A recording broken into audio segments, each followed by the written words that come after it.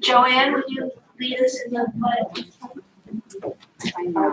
Allegiance to the flag of the United States of America, and to the republic which stands, one nation, under God, indivisible, with liberty and justice for all.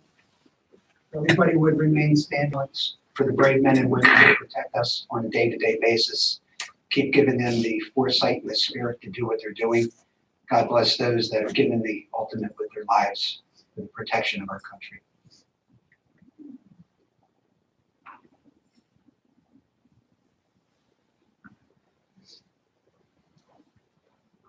Thank you.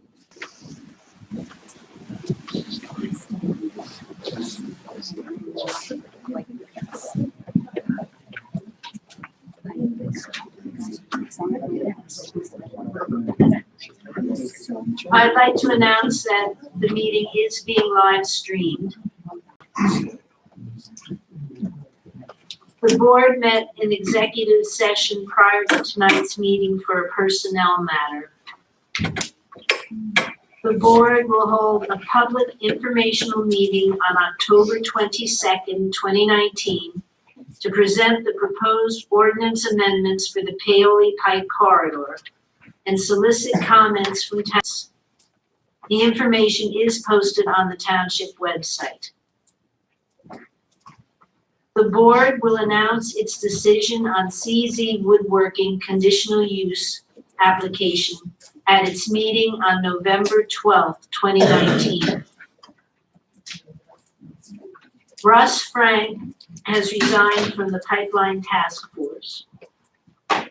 And I'd like to announce that Resolution 2019-98 recognizing November 7th, 2019 as Joanne Morgan Day. Joanne, stand up.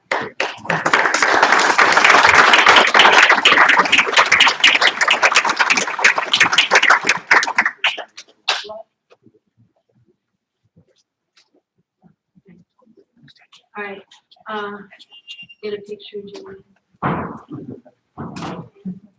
How about everybody may not know Joanne Yeah. Morgan? Why not a little intro. recap of all the good stuff she's done? Let me just speak for like 30 seconds because I technically supervise her, although she is beyond my power to control. Joanne started working as the director of first impressions, as we call her, as the receptionist of the township in June 1988. She's been with us for 31 and a half years. She is, I mean, every time I tell people I work at the gym, people say, "Oh, wait, do you know that lady who's the receptionist?" And I'm like, yeah, technically I supervise her. He's like, wow, she's something. Her voice, her presence makes the office run smoothly, has made the office run smoothly, certainly for the 7.5 years that I've worked here and for the last 31.5 years, I think Rick can attest to. She is going to retire on November 8th. So on November 7th, we're going to have Joanne Morgan Day, which will be rivaled only by Christmas, New Year's, and July 4th.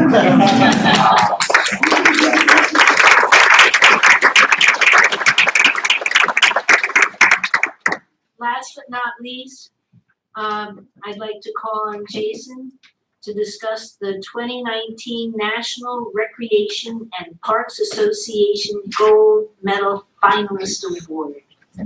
Who is this, Jason? Who's Jason? Oh, he's our Park and Rec guy. For those that don't know me, I'm Jason. I'm the Parks and Rec director. And I'm not gonna be able to top John's joke. That was nice. Very good.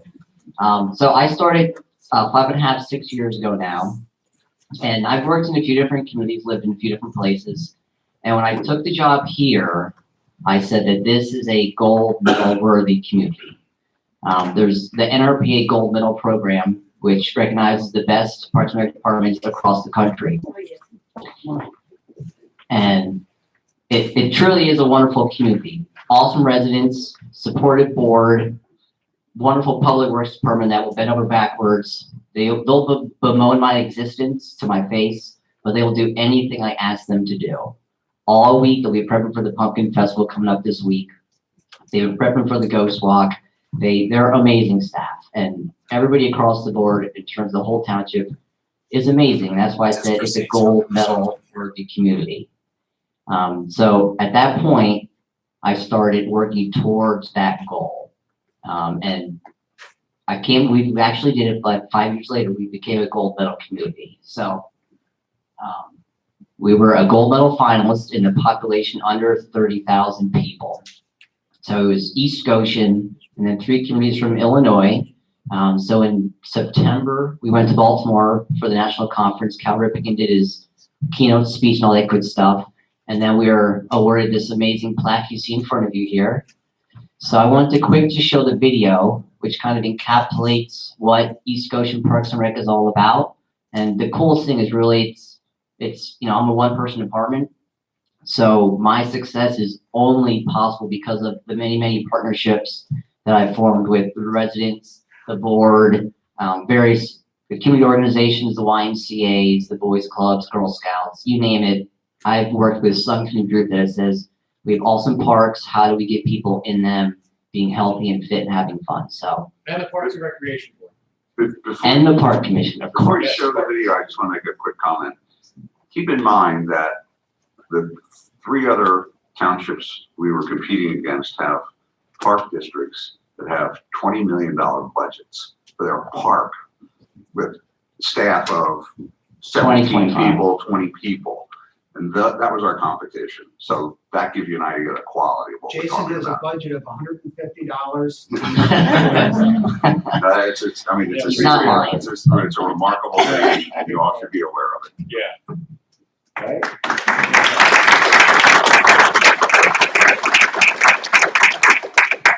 Obscure faint box Rocky Balboa, East Goshen Parks and Rec is located 30 miles outside Philadelphia. It is a one-person department that has grown exponentially in the last 3 years. Just as Rocky drew encouragement from his neighbors, this change has come about from the entire East Goshen community taking ownership and breathing life into the department. Since 2016, programming hours have increased 47% through a renewed interest in partnership cultivation and volunteerism.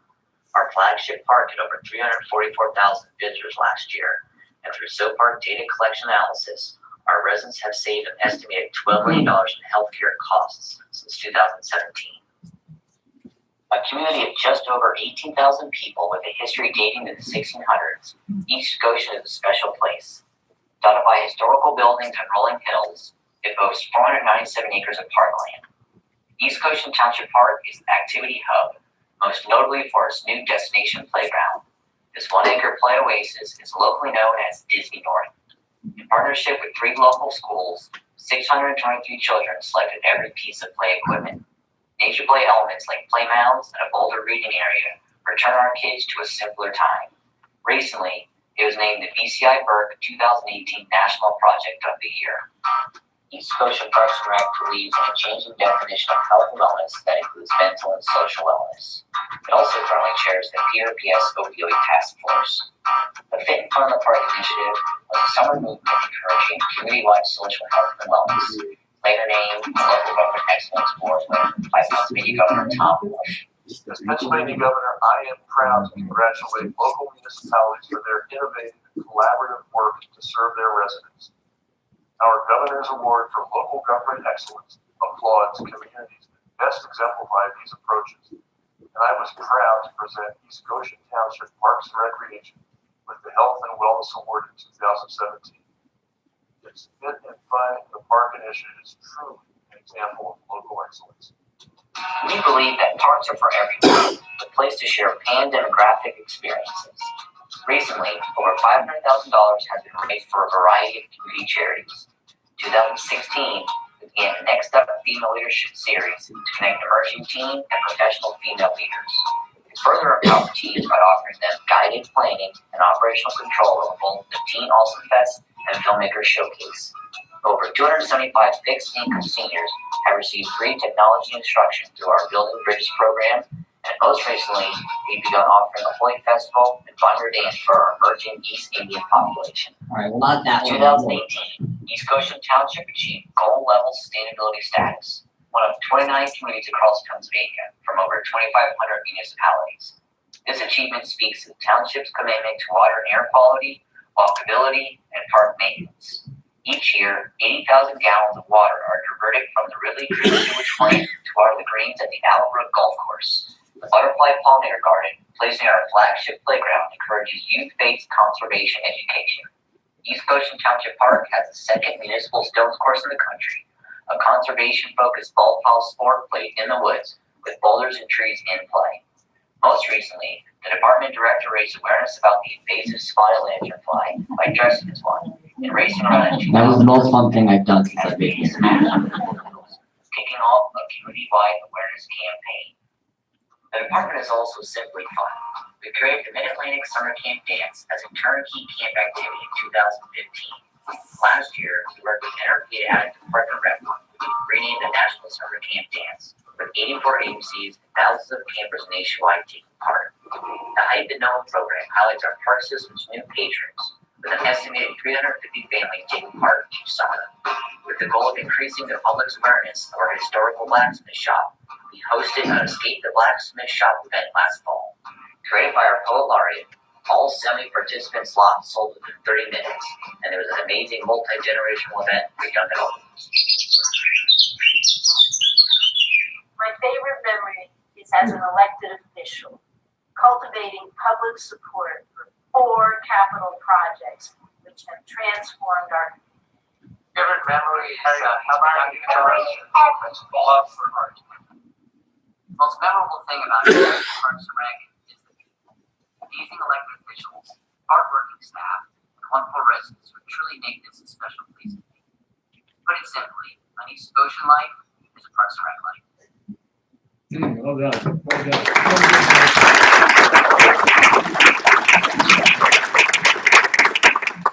I'd like to mention that he was required to do a 5-minute video, and this video was 5.00 minutes. Well, technically it was 5 minutes and like 22 milliseconds.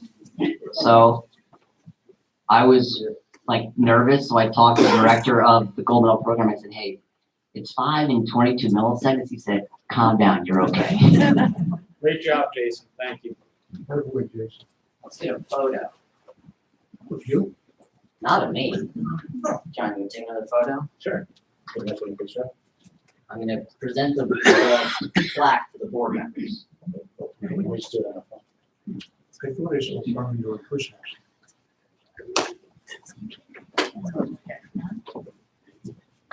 No, I'll go behind. How do you want to stage? How do you want to stage that, please? Should we get in front so we all do that? Take a minute, folks, bear with us. Yeah. For posterity. Yeah. Get behind, get behind our chair. Get behind our chair. Okay, that's a verbal, that's a cheese. Good. There you go. Thank you. Perfect. Thanks, Jason. Thank you, Jason. We had a presentation down in Baltimore where this award was given to us, and it was really fantastic seeing all these other projects that were done with all these dozens and dozens of people compared to us. So we really appreciate everything that Jason has done. Yeah, but to kind of echo that statement, the true reason that East Goshen is so special is that those departments just throw money at things, and they do really cool things. They just throw money at things, and they have gigantic park and rec departments. We, all the East Goshen residents, truly value our parks, I think, at a higher level than those communities, and that's what makes us gold medal worthy. So it's really all about the residents at the end of the day. Thanks, Jason. Good job. We are going to move the public comment on non-agenda items to the end of the meeting. Emergency services reports. Is Chief Bernard? You are.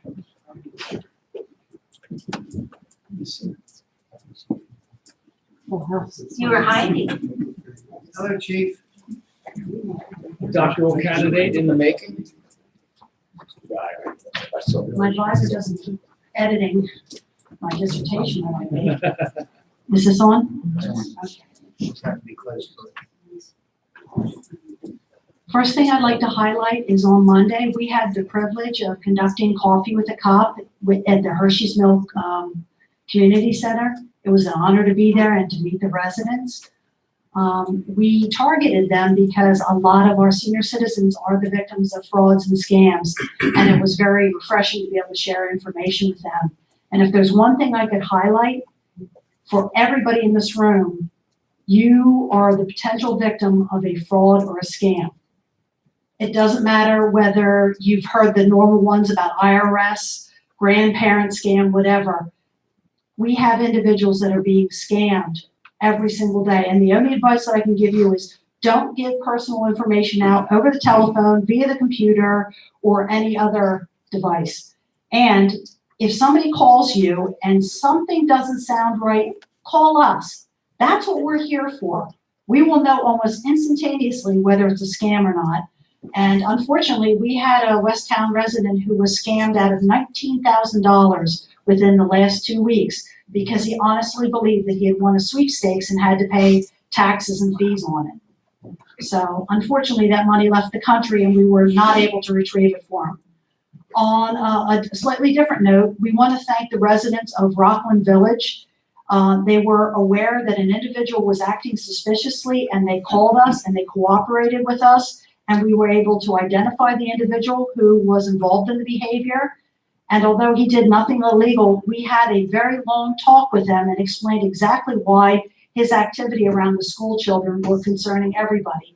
And he has been advised to cease and desist. So my thanks to our residents for teaming with us to help stop this problem. Are there any questions from the board, first of all? Okay, any questions from the audience? Anything you'd like to ask?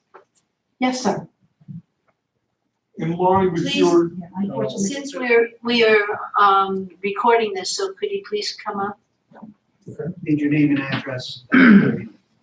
That's personal information.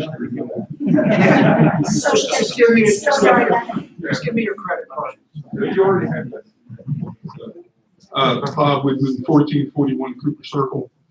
In line with your comment about fraud, I know everyone here has probably, on at least more than one occasion, received phone calls from Corporal so-and-so or Detective so-and-so raising money for the Pennsylvania Police and Fire Benevolence Fund or Survivors Fund or whatever, which I really don't believe exists. They do not. And, you know, when you question these folks, 85% of the money that is raised stays with them and not the charity. So my question would be, for those of us that want to support the police and fire, where should we direct our contributions?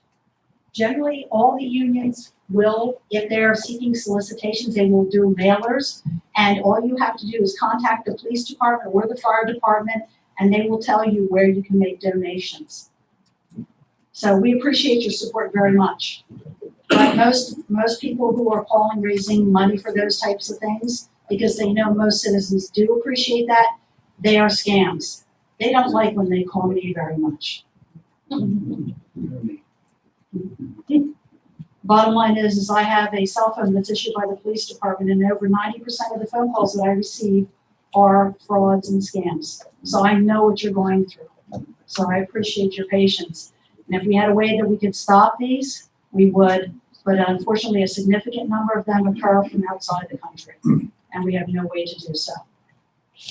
Any other questions? Thanks, Chief. Thank you. You know, Chief, I'll give folks an example. We were David and I were just saying that today in our East Goshen emails, we received a number of suspicious emails that said, "Hello, I've noticed you were looking for that stuff for a long period of time. Therefore, I finally found it for you. Reading more. Click here for more information. Cheers, whomever." And of course, we received, I now see 6 or 7 of them. They're all a scam. If you open that attachment, chances are you're gonna have a very unhappy surprise. Yes, But that's just another ransomware. example. Unfortunately, ransomware is hitting not only townships, but police departments. We have worked very hard with our IT consultant to ensure that our software and everything that's in our software is protected because your personal information, when you contact us, is in our software. And we're not going to let anybody get access to that. Thanks, Chief. Thank you.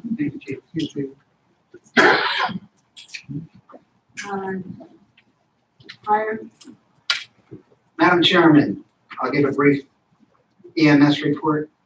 For September, for East Goshen alone, Goshen Fire Company had, this is fire, they had 25 fire calls, and they had 11 fire police calls, and they had 181 ambulance calls, for a total of 217 calls. Malvern, which does the northern end of our district for ambulance, had 28 BLS, which is basic life support, and 24 ALS, which is advanced life support. Good Fellowship, which does the other side of our township, which would be the western side, had 44 calls, which is 8.99% of their total. If you want any further information, all of their activity and their stats are online on our website. Thank you. for those people in the doorway, there are seats up front if you'd like to come in. Financial report? Thank you, Madam Chair. This is the third quarter financial report reflecting financials through September 30th of this year. As of September 30th, we have a year-to-date surplus of $624,000 and change, and a positive budget variance of about $412,000 and change. However, looking to the future, the year-end projections, which is really the key thing to focus on at this point, with 3 months left, we're staring at a year-end deficit of about $191,000. That is actually an improvement of $66,000 since a month ago. Basically, all of the paving season done, I can make some firmer projections about road expenses for the year. So it's trending in the right direction. They'll probably finish the year with a small deficit. Nothing really out of the ordinary among other funds at this point. Just very briefly, 2-3 other things to highlight. Yield on township funds is falling, and that's in line with overall interest rates on all investment products. Average yield on all township funds is now 2.15% compared to 2.28% 90 days ago. And the average time until maturity for illiquid funds is down to 133 days. And basically nothing has matured in the last 3 months anyways. Accounts receivable did really well. We have a new person doing utilities collections, Kelly Brophy. So I don't know if it's beginner's luck or what, but it's just slightly above the utilities AR was $171,000 and change, which was just a tick above historic lows that we did last year. So things are in the right direction. Real estate accounts receivable is kind of in line where it's been over the last several years. And last but not least, with this giant audience, I would be remiss not to invite all of you back to the Township Building on November 12th at 7 o'clock to when we unveil the 2020 proposed budget. So it's an exciting time for young and old alike, and I look forward to seeing you.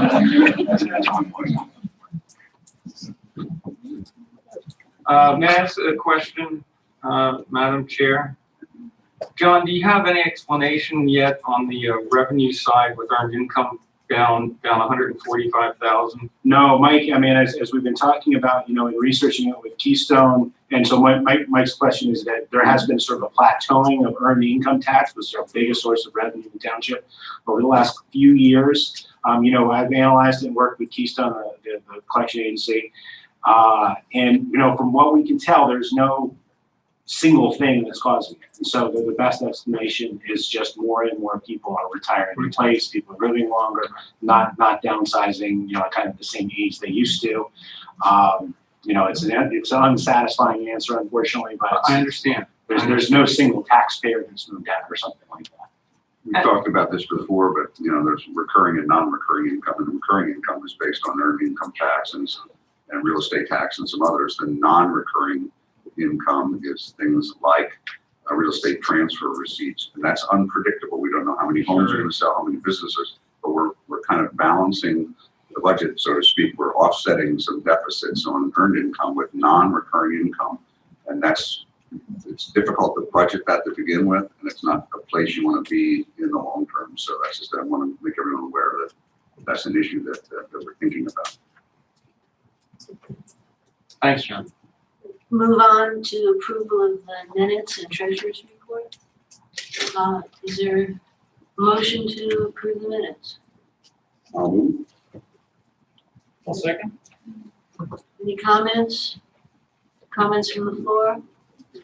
All in favor? Aye. Treasurer's report. I'm sorry I wasn't at last meeting, but we're looking at September 27th to October 10th. Treasurer's report. Does anybody have any questions on the bills that they'd like to bring up now? No. If not, Madam Chair, I would like to make a motion that we graciously accept the receipts and we authorize the payment of the funds of the bills once we vote this evening. Is there a second? Second. Comments? Comments? All in favor? Aye. Thank you, John. Okay, we'll move now to public hearings. We have a conditional use hearing for Zex Compressed Air Solutions at 1302 Goshen Parkway. Kristen, would you take over, please? Sure, I'm gonna pass these out to the board for record as well. To the board packets for the exhibits. This is a conditional use hearing, which is a special kind of zoning hearing that is held before the board of supervisors after public notice.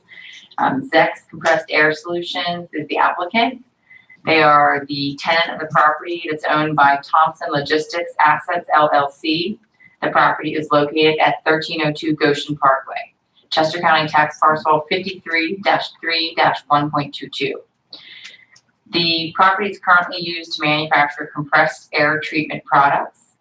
The use was approved through a conditional use order that was rendered March 18, 1998. Applicant seeks to amend a specific condition that was imposed in that 1998 decision. It's condition number 6.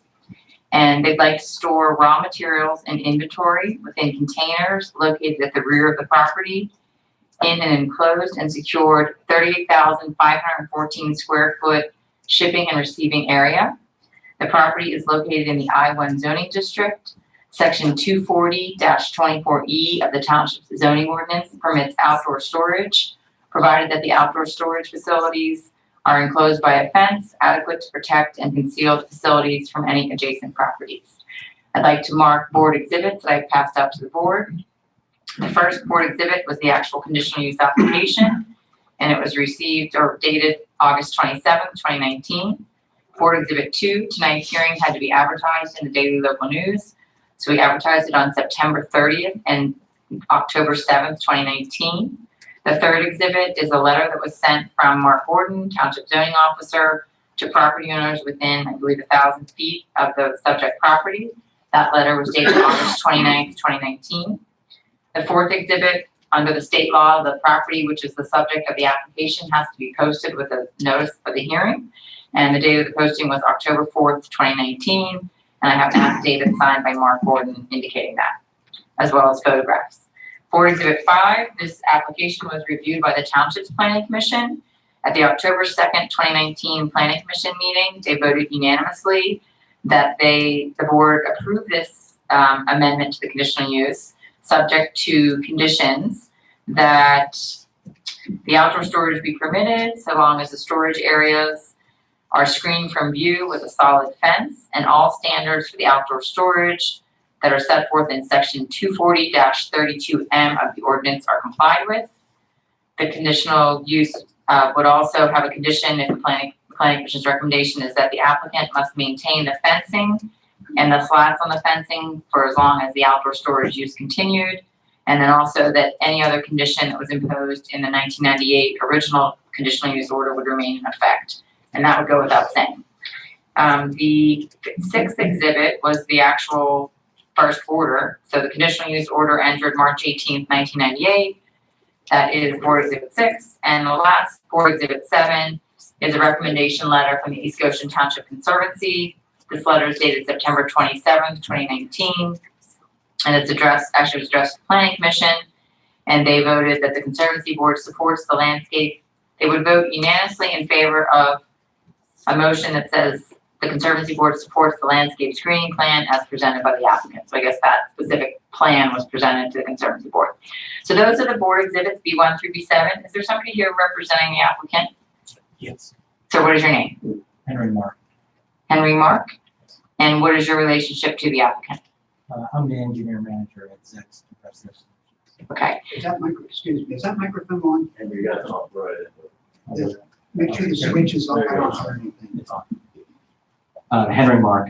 Okay. Mr. Mark, I'm gonna, you don't have any objection to any of those exhibits being admitted, do you? No. Okay.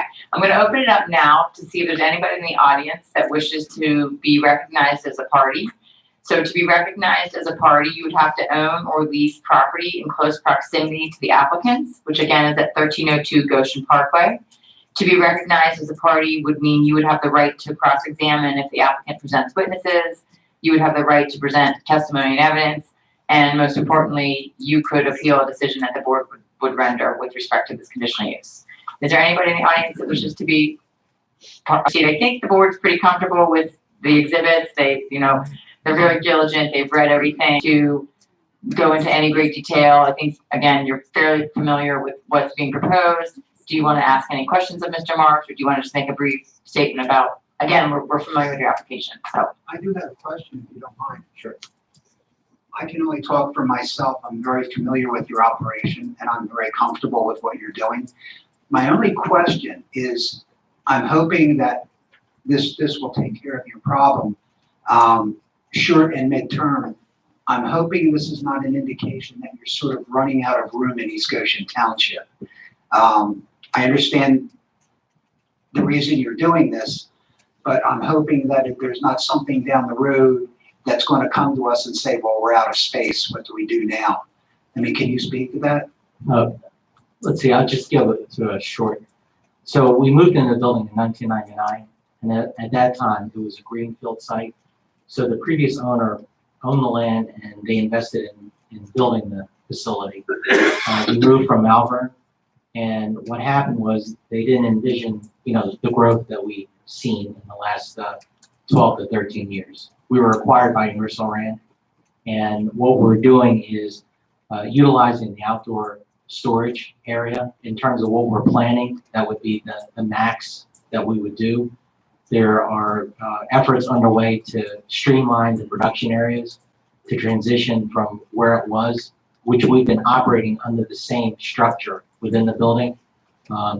So there are a lot of improvements that are going on right now to streamline so that we can manage our inventory in a more efficient manner. We've kind of grown through brute force in all these years, and we haven't really had an opportunity to take a look at how the production facility is laid out. So the intention is that we're streamlining the production facility, is returning daily. So I think monthly. So it's a pretty frequent turn in terms of from an inventory standpoint. So the intention is to lay it out and streamline our operation. So this basically will give you more storage, which means you may get potentially less deliveries because now you can store a little bit more. And I know you don't waste inventory, but that could mean now that you're able to stock a little bit more, which is a little bit less with tractor trailers coming in or whatever. I think the deliveries would probably be maintained at that level because we need to, in a competitive environment, we have short lead times that we're trying to meet. So we're trying to turn the inventory. So the intention is that, yes, the containers would store more inventory. We'd have more finished goods or raw materials and to be able to run this more efficiently. That's the intention. Okay. And it's organized the floor to accommodate that. Utilize the space. Yes. Madam Chair, I'm going to be a little bit direct with Ben here. I would be prepared to make a motion at this point unless there are other board members that would like to hear more information. I just have a question. The schematic and some of the photographs show a line of evergreens along the longest run of the fence. And in the proposal, we're talking about building a berm and putting the fence to make sure that the containers are completely not visible from the parking lot. Are those, all those evergreens in the plan look like they stay? Is that correct? Yes, yes. Okay, thank you. When we met with the Conservancy Board, we originally were going to take down some trees, but we worked it out where I hired an arborist to see how this could be best worked out. So we're able to maintain that. We're adding some additional plantings along the north perimeter to provide some additional shielding for Goshen Parkway. Thank you. I would like to say, this might give me a hard time, so I may not be able to, I want to thank Henry in particular for the effort he made to make sure that all the trees, the berm, the fencing, the slats, the color of the slats, all went together, because for those that didn't understand what's going on, they're asking for a modification of the conditional use hearing it was, or decision that was granted back in 2009, I guess it was. And they have met that test. And I think Harmon's right in respect to what Zach offers us as a part of our industrial park is very important to us. And I would like to say I agree with Harmon's comments, and I think that Henry has done a great job and making sure that they continue to screen the yard from us, from everybody else, from all directions, and I want to thank you for that.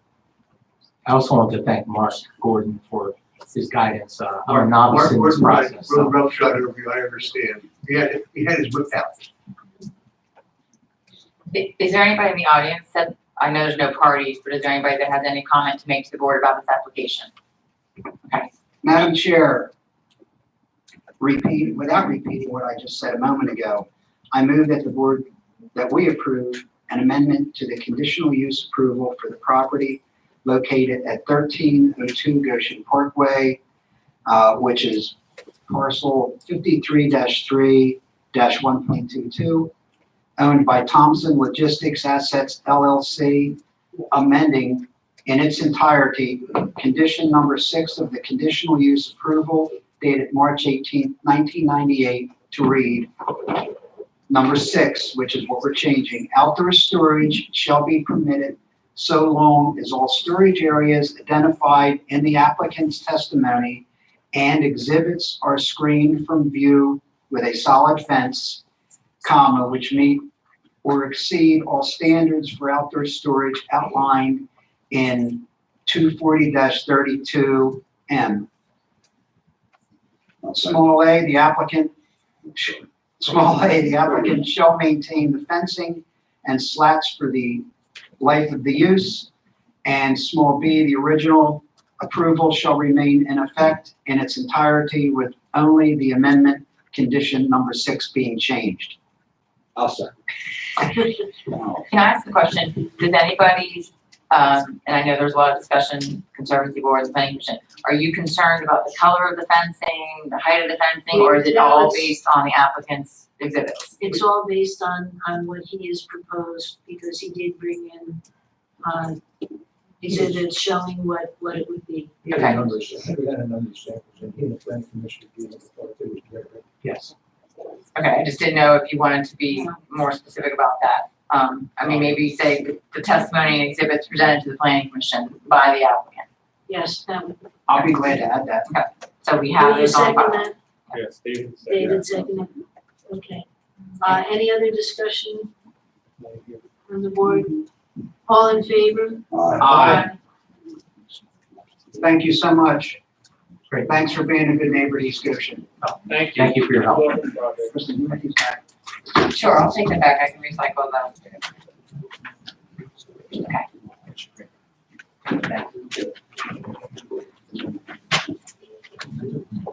That's fine. Kristen, glad to have these. Only if you want to give it back. I don't need them if you want to keep them. Rick should keep a copy for your file, yeah. Oh, can I not only leave Mr. Hunt? Can I give another one? Yes. That I can give to one for my file and for his file, if you mind. Yeah, we just need one more. Sorry. Thank you. Okay.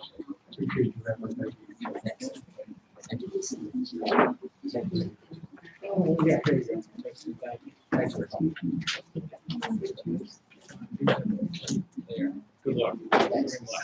Thank you.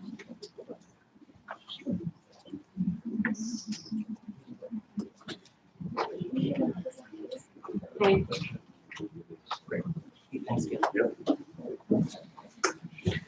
We'll move on to old business. We are considering business park apartment zoning amendment on a property at, over our BP, which is along, Paoli Pike. Okay.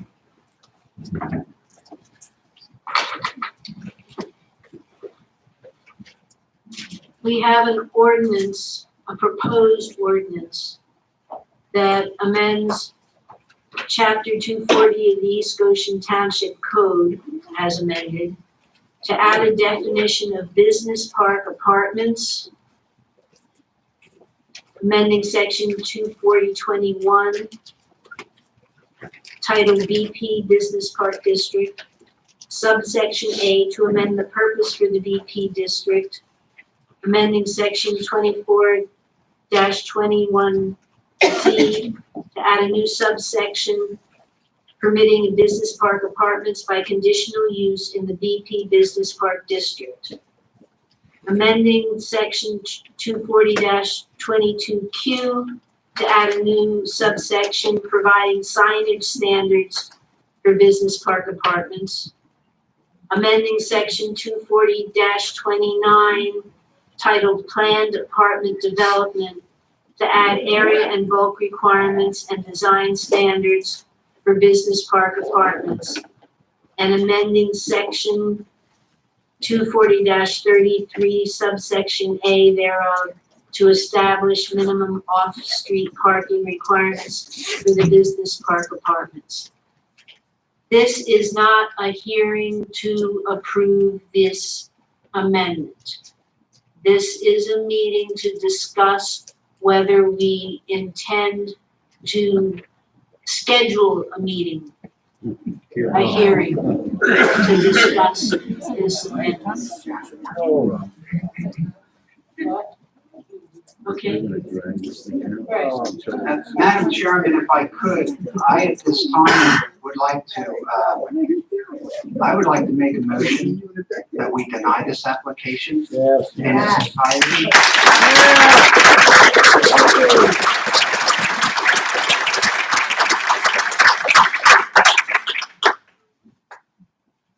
Wow. I do have a few driving for this.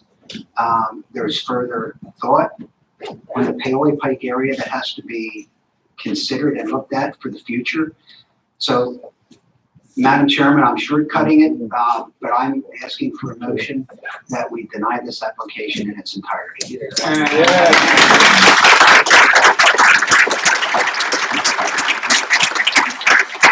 And I will second that motion.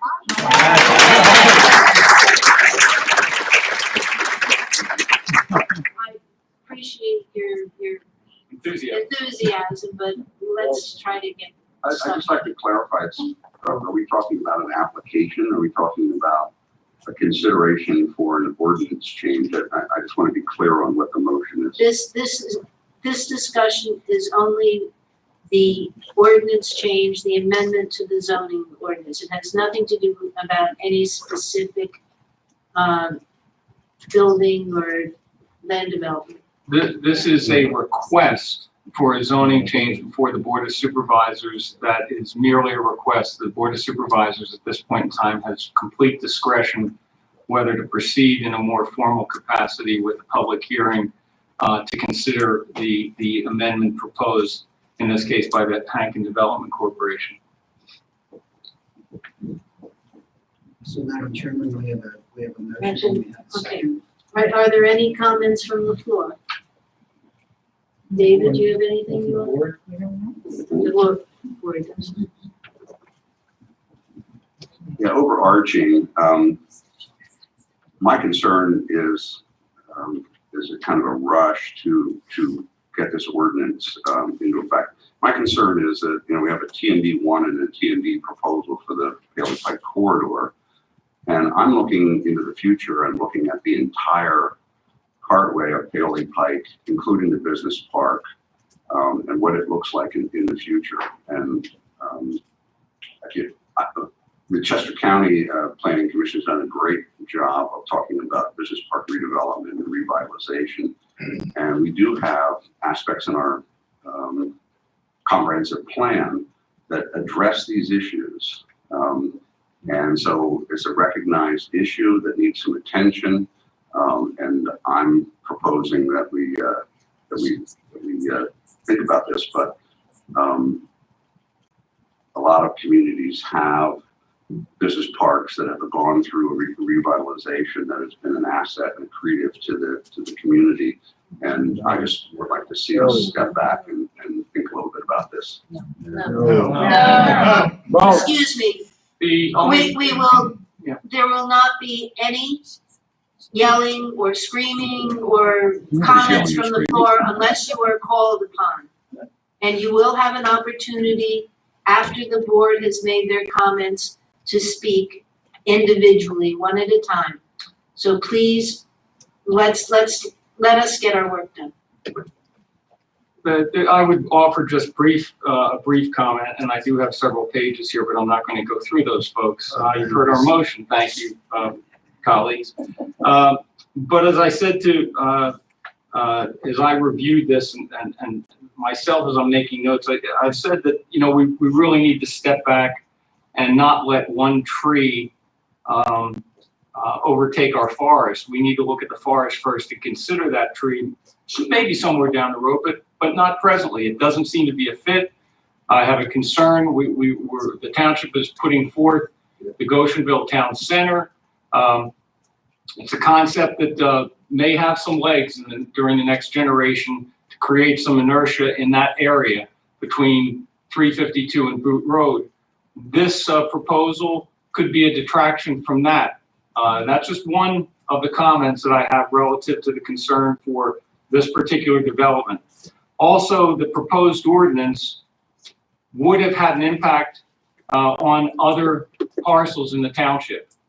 And the potential there, from what we've heard, was that there could be other apartment complexes proposed on those parcels.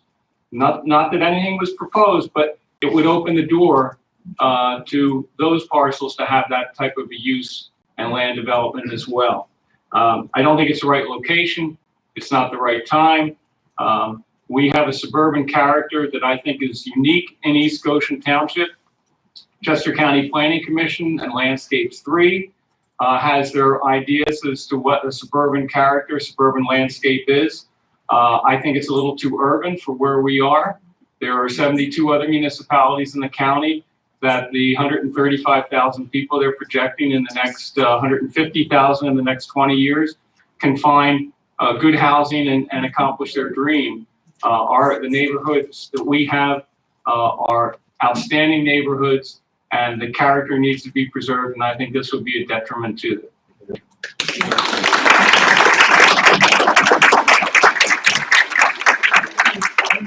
Just add that we appreciate the fact that everybody's here.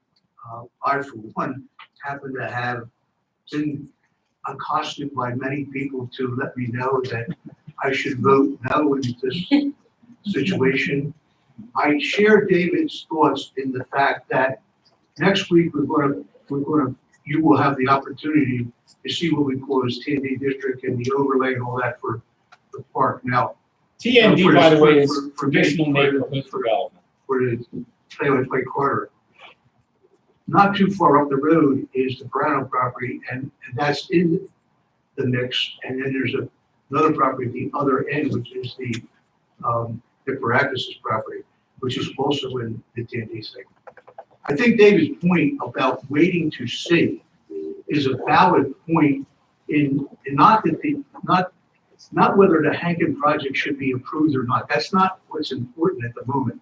What is important is how does this all fit in what we're doing with respect to the other parts of what we spent a lot of time, a lot of energy by a lot of people over the past 3 or 4 years. And I agree 100% with David in that, and we should have looked at that.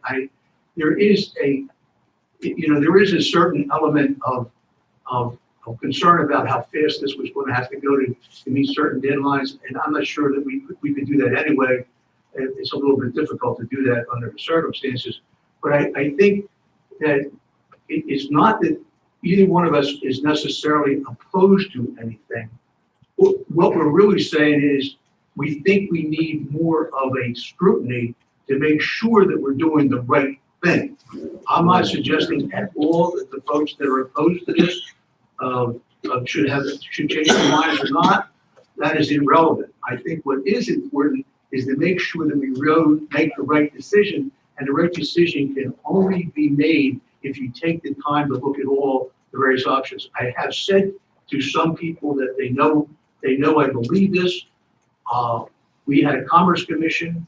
I and others, none of which were on the board now, have visited some of these businesses, and we have been asked a number of times and has agreed to a restriping project between Green Hill and Wilson Drive, and that will take place fairly shortly.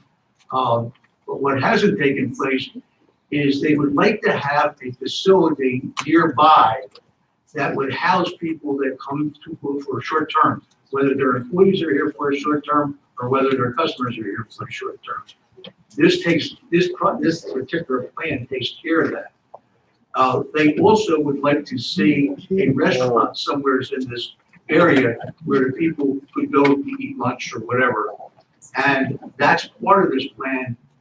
However, that would require someone that's in the restaurant business to do that, but have leaving space for that.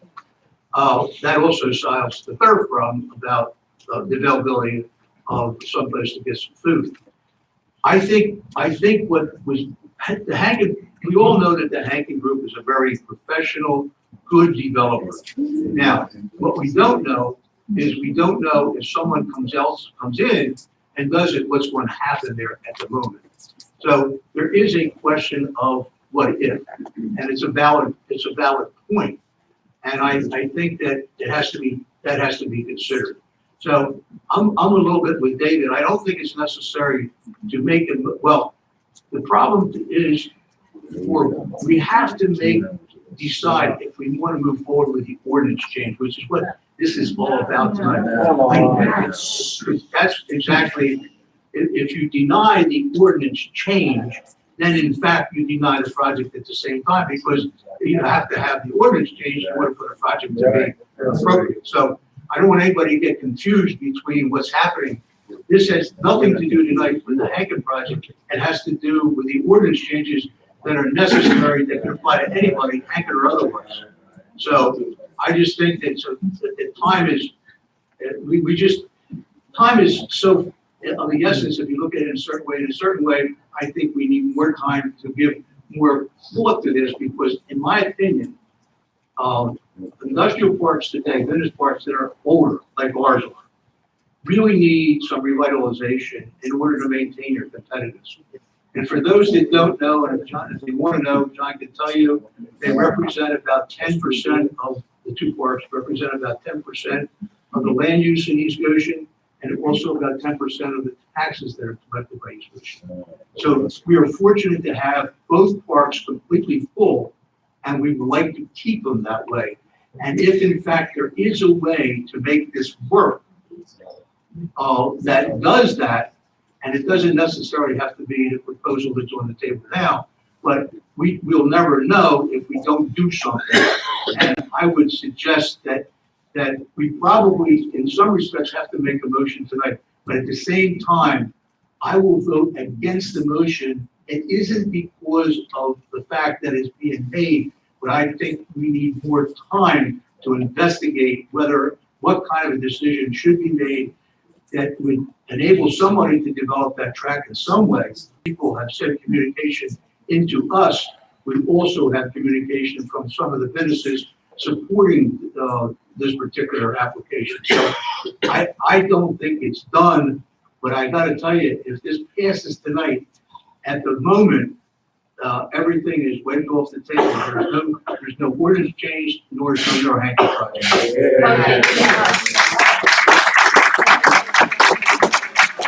I just need to give one rebuttal. rebuttal to my colleague, Mr. Shane.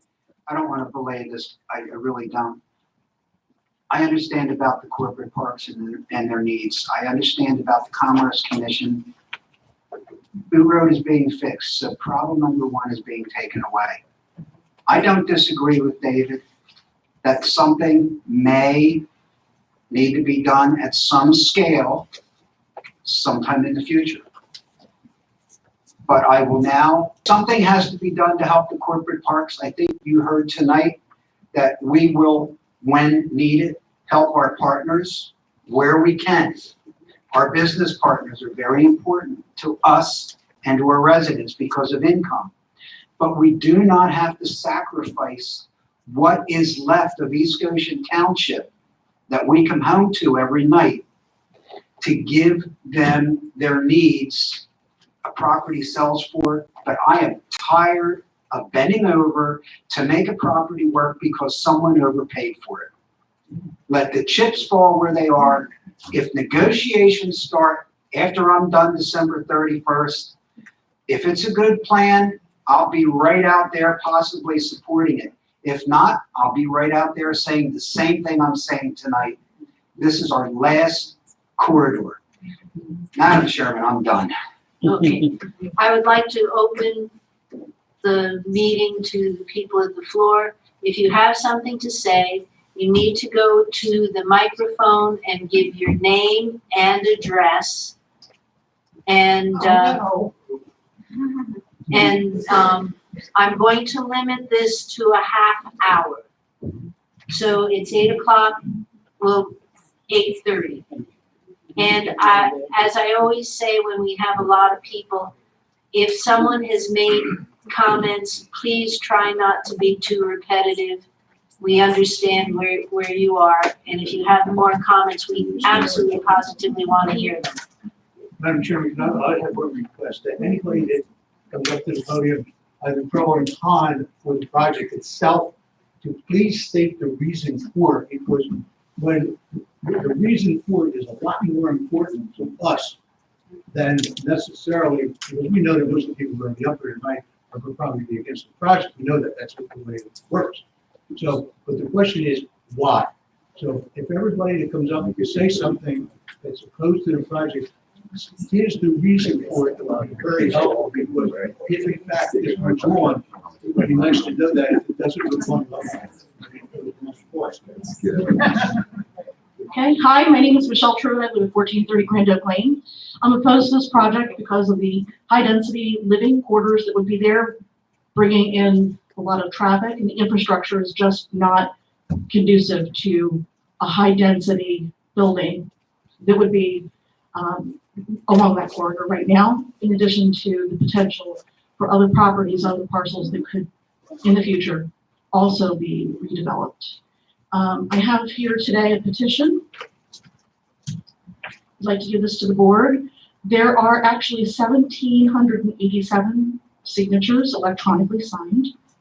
At this point, because it's a long, tedious process, 700 or more have been verified as legitimate East Goshen residents, as stated on this petition. Their comments are here, so I'm not going to belabor the issue. You can read them for yourself. I provided one copy in the interest of saving a tree. But you can take a look. But I am opposed to the project, and I appreciate the fact that. Thank you.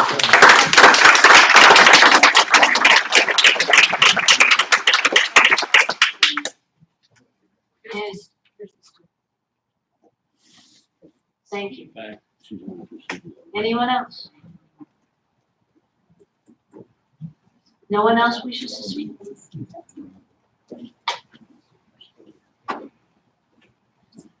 Hi, my name is Sean Curran, 1434 Grand Oak Lane. Mr. Tato, thank you for the motion. I'm a recent new resident to this area. Welcome to East Goshen. Thank you. I grew up here. I was away for quite a while. I got it down next time to move home. Good. The reason I chose East Goshen was because when I started looking for houses, it was affordable. That's great. Good schools. And it hasn't actually changed since I was a child. Since I played in these parks and fields when I was growing up. It's the same. No one, sorry, Mr. Shuey, You mentioned looking to the future. I don't think anybody has ever moved to a town hoping it changes, hoping that it becomes something other than it already is. That's right. People like, they, I understand that. It's also, you also mentioned it's profitable, it's making money. It doesn't need revitalization. East Coast is Camden. We don't need revitalization. Can that was me, can I correct you? Yes, sir. I said that, well, Marty is the one that stated that they're about 10% of our income. I'm the one that stated that they may need some revitalization. Sure. And we would work with them just as we have with other partners. You saw Zach's in here tonight. Sure. So just to clarify the record, they are 10%, which Mr. Shane said. I believe I'm the one that did say that something may have to be done, Sure. but what? Right. And to your point, it's the company Zex. I've never heard of them. It sounds like they're a good neighbor, a good taxing company. Perfectly within their existing zoning laws, not seeking to change all these things. Which brings me to my point why I oppose this. Why have standards at all? If we're going to grant setback waivers, change zoning rules, all of these things, why even have these rules to begin with? Just to stop residents from putting a small, and this is a large change to the zoning rules. That is why I oppose this. Thank you. Thank you.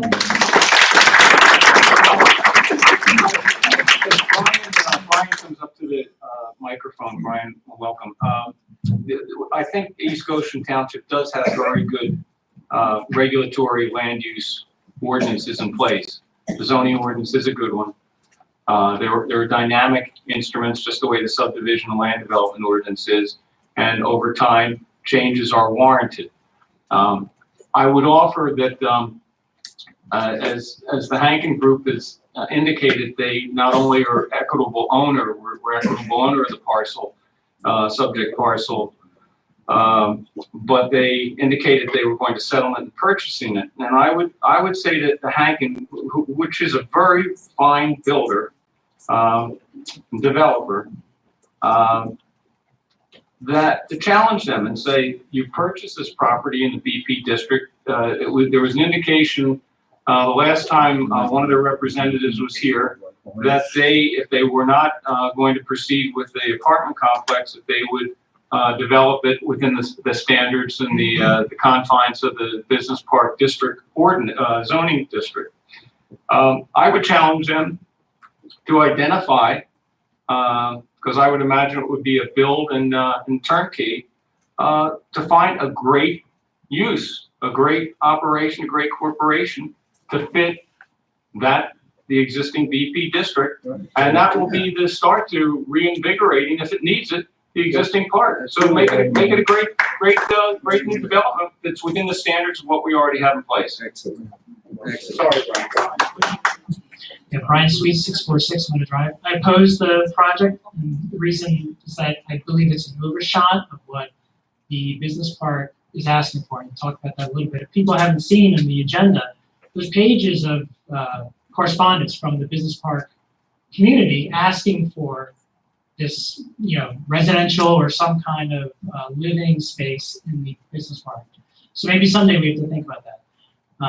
But this proposal that Hankin has, if you read the ordinance change, so today in East Goshen, apartments there has to be a minimum of 3,000 square feet per lot, 3,000 square foot of lot space per dwelling unit for apartments, and that's what's in East Goshen today.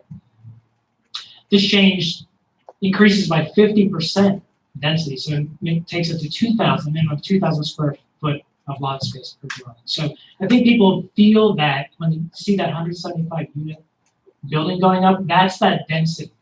You don't know why it's not right, but it's not right because we're increasing by 50%. How much we could put on one footprint. So that's, it's a curious number too, because if you take the 2,000 and you divide it into the lot size, miraculously works out to be 175 units. So we've written this ordinance change to directly support this project, and I think that's absolutely the wrong way to be doing this. We should have more of a thoughtful plan to do this? Well, Brian, the township did not write the ordinance. That's the prerogative of the property owner to make a request for zoning change. So that's probably, So sure, probably, they didn't get off the boat yesterday, Brian. They worked their numbers. yeah. So we have to, I think, like as David was saying, we give it a more thoughtful approach when we do the business park and not just. Yes, I agree. Thank you. I agree. Thanks.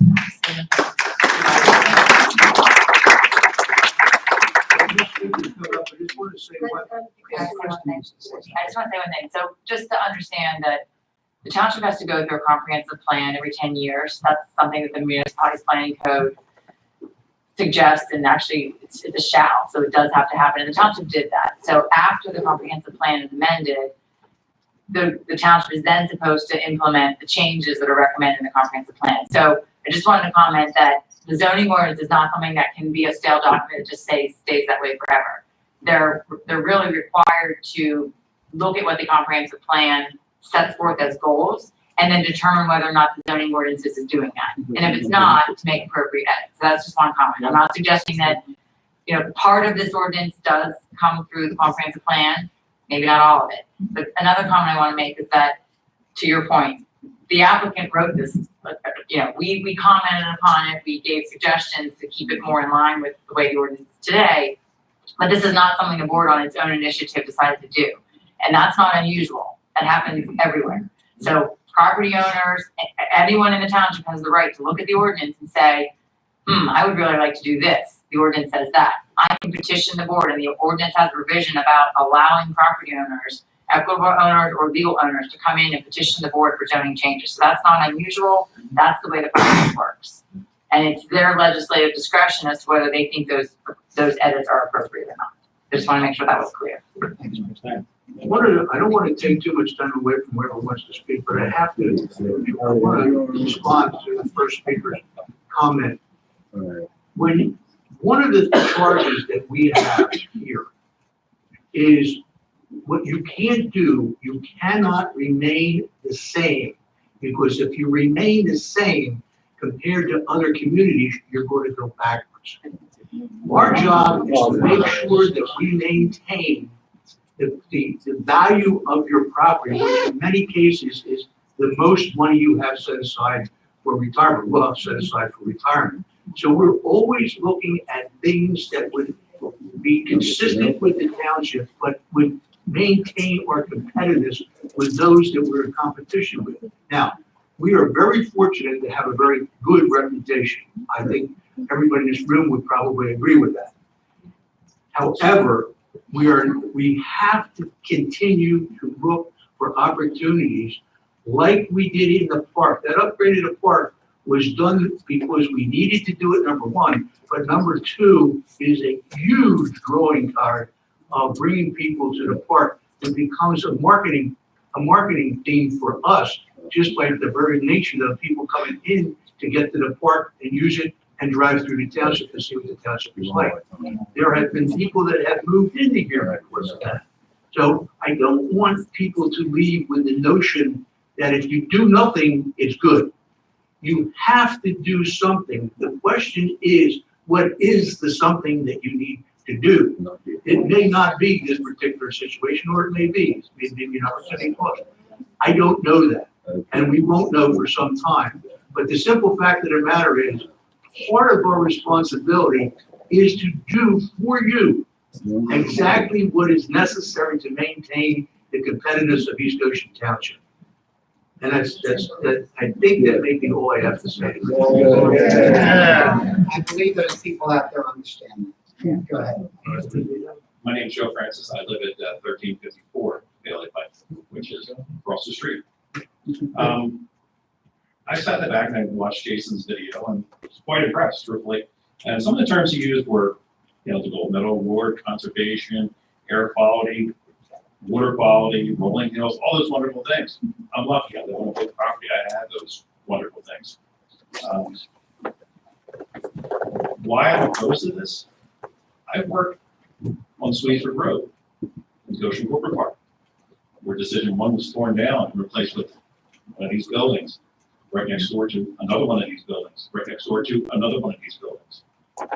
And a drive that took me from 29 and Sweetford Road down to Valley Street Parkway, which is less than half a mile, went from 5 minutes to 30 minutes because of traffic and congestion. So in your planner, trying to address traffic issues and things like that. So I'm not going to harp on things like that. But I want to touch on what Martin said and what David said and what Michael said. And you all are right in your own ways. However, this is a township of residents, and the residents really need to understand that change should be embraced, but it has to be the right change. Now, a corporate park is, like you said, 10% of our income. That's very good. We're lucky to have good partners like QVC and CDTI and all those businesses that populate those centers. We need to make a concerted effort to ensure that those businesses stay, like we did with Zeke's earlier. Zeke's a good company, they use their products. QVC is a good company. They employ a lot of people in this area. So does CDTI. We don't use their products, but we know they're a good company. We need, as a resident, people of the township and the board, to ensure that those people don't leave our corporate parks. Because that's why those apartment buildings were built. Not because they were in the right place at the right time. They were built because those buildings were torn down because they were empty for years. That's what we need to avoid. We need to keep good companies here. Now, if it takes whatever we need to do it, I think we should invest our time in that rather than making ordinances that are fixing problems that don't really exist. That property on Paley Pike, in my opinion, should be downzoned to a park or something like that. So when people walk on that trail, they can go tuck into a little space along the creek and have a good day, or sit in a gazebo or something like that. Or leave it as it is, restore the house, or the township should buy it for open space, or something other than creating an ordinance that opens up a Pandora's box for other places in the township, including his existing properties that they already have.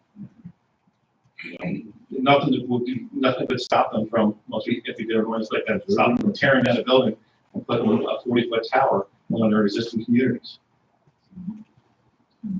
That's the things we have to kind of be prepared for. And I agree with most of the board members' comments that we kind of rushed this a little bit, and I think it's right to say no at this time, and maybe it's right to say no for the next 5 years or 10 years, depending on the conditions in the township and things like that. But for now, I have to say it's a non-starter for just about everybody.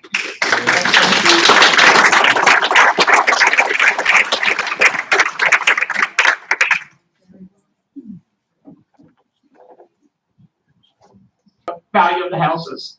I think if I was looking for a house and then you say, oh, wow, look at that really big apartment building or hotel or whatever is going to be built there, I'd be like, no, thank you. Because, they're apartments, they're not people that are living there most probably for 30, 40 years, but people that live in there for maybe 30, 40 months. Hotels, well, go there for what, a week, if that, so they're not in it for the long run, okay? In our neighborhoods, we're in it for the long run. We're in it for the long haul. A lot of neighbors have been here decades, or some of them are even second generation, where it was their parents' house and now it's their house and so forth. So I think it will dramatically decrease the value of the homes in the area, and you can talk to a realtor about that, see how they feel. But objectively, I think that, if somebody were to sell their house, they'd be like, well, you got to keep the cost in mind. You got that big apartment building there. You got to keep that in mind when you're setting your price. Well, that's not something somebody wants to hear about probably the biggest investment they've made in their life. Another thing is the kids, okay? The schools. Within half a mile, you got the high school and the middle school, okay? Particularly the middle school, okay? Out in the morning, you have a lot of young drivers up there. People that have 3 months driving experience on that road, on Paley Pike. Okay, everybody knows that if you're out there at 7:15 in the morning, okay, the backup is just a huge backup. You put an apartment out there and then you got people coming out trying to get to work, and it's going to be a massive backup because it's already backed up with the high school. Everybody knows that if you're out there at 7:15, you have to allow an extra 10 minutes to get to work, because all the kids are trying to get to school, in 5 minutes flat. So, but also the kids walk on that road, Okay, a lot of kids, especially they walk in the morning, they walk at night after school, like 3:30, 4 o'clock, you know, and you think there's a lot of people when they're on the road, if you look by, I'm sure everybody's noticed, everybody's on their phone, which is horrifying, okay? But that's the reality. Everybody's on their phone, okay? And you could build all the paths you want. Kids don't use paths, okay? They go from here to here in one path. You could build 15 paths, they wouldn't use them. They go from here to here. Okay, so they're gonna walk on the road. So you have to think about the safety of the children. And all it would take is what? One tragedy? Well, that would be one tragedy too much, you know, in my mind.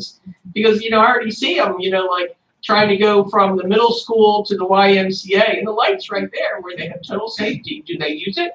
Nope, they jaywalk. They look like little scared bunnies trying to cross the street in a group. Okay, but why? They have a path right there. They don't use it because that's what kids do. They go from A to B. You can build a million paths around it. They won't use it. Okay, so you really got to keep in mind that it's not just traffic on that road. Even with a traffic light, you've got people with 3 months driving experience. Okay, you've got middle school kids walking. Yes, it would be nice if they weren't walking, but you know what? They walk. They walk in the morning. Sometimes you see them walking at lunchtime, and you see a lot of with the after-school activities. They're walking home 3:30, 4 o'clock when people might be coming home from work. So it's a safety issue. So you really got to say, if you're going to put all that extra traffic on the road, okay, what about the traffic, especially in the morning, and what about the safety for the kids? What's going to be done? I mean, you can't. What are you going to do? You know, be a safety guard? Put one of the old safety guards right there? You know, I mean, it's just, I see it every single day. So those two things you want to consider. Thank you.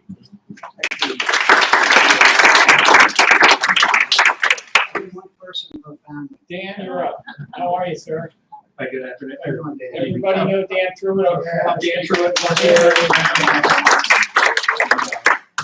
You know, in the past, Marty, I've written some really, when in my public role, I wrote some very complimentary stuff about you and Rick and other members of the board. I've always spoken highly of East Goshen Township on this. And the idea that we can't stay competitive by not changing, I think is wrong.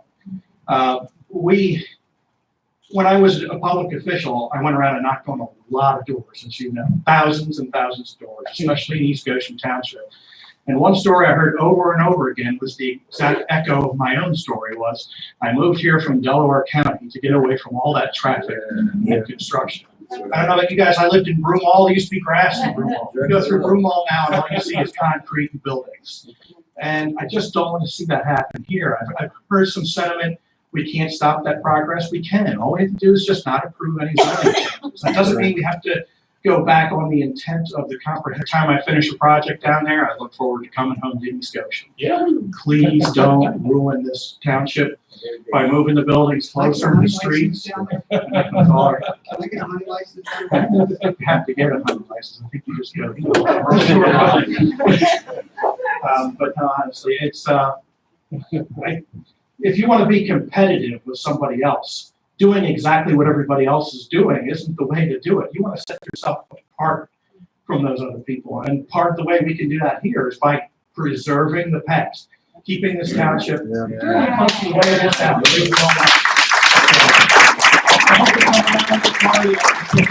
I appreciate everything that you've done for the township over the years, but on this one, I just think you're off base. Thank you. I just want to say one thing, since Dan and I go back a long way, and I appreciate one time he was here as an elected official. It's certainly okay for everybody in this room to feel differently. There's nothing wrong with feeling differently. I may agree with some things and you may agree with other things. I've had people tell me over the course of the time I've been a supervisor, listen, I don't agree with you all the time, I agree with you most of the time, and you don't lie. So that's all you can do. You may agree with my decision, and this time you may not. That's your right to do it, and I have the right to make my own decision. I will tell you though, and I think I'm glad that Kristen's here because I think she will second what I'm going to say. And that is, we understand the traffic situation. As a matter of fact, I actually live at the other end of the township, so I'm not used to seeing what the traffic is down where you are. So I decided to go down there about 3 mornings of different days in the week to see what it was like. In my opinion, I would describe it as horrible. I don't know how you even get out of the meadows in the morning if you're trying to make a left-hand turn. Now, obviously, if you make a right-hand turn, it's really easy. But I don't know how you do it. But I will say this, there has been a lot of discussion about the exit onto Paoli Pike.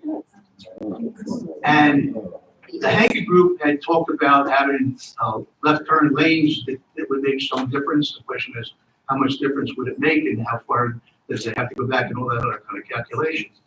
But the other thing that's kind of missing was the notion of getting a traffic light there. Now, some may laugh at that, but I will tell you this, if you have a traffic light there that works, not just a light that blinks, but one that works, like we are going to have in the park after many years of trying, you're going to find it's going to be a heck of a lot easier to make that left-hand turn. And speaking to the issue that the lady talked about with respect to kids and traveling, when that trail gets done, I would dare say that there's going to be a lot of kids that want to ride that trail in East Goshen to school because it's going to be fast. And there will be a crossovers at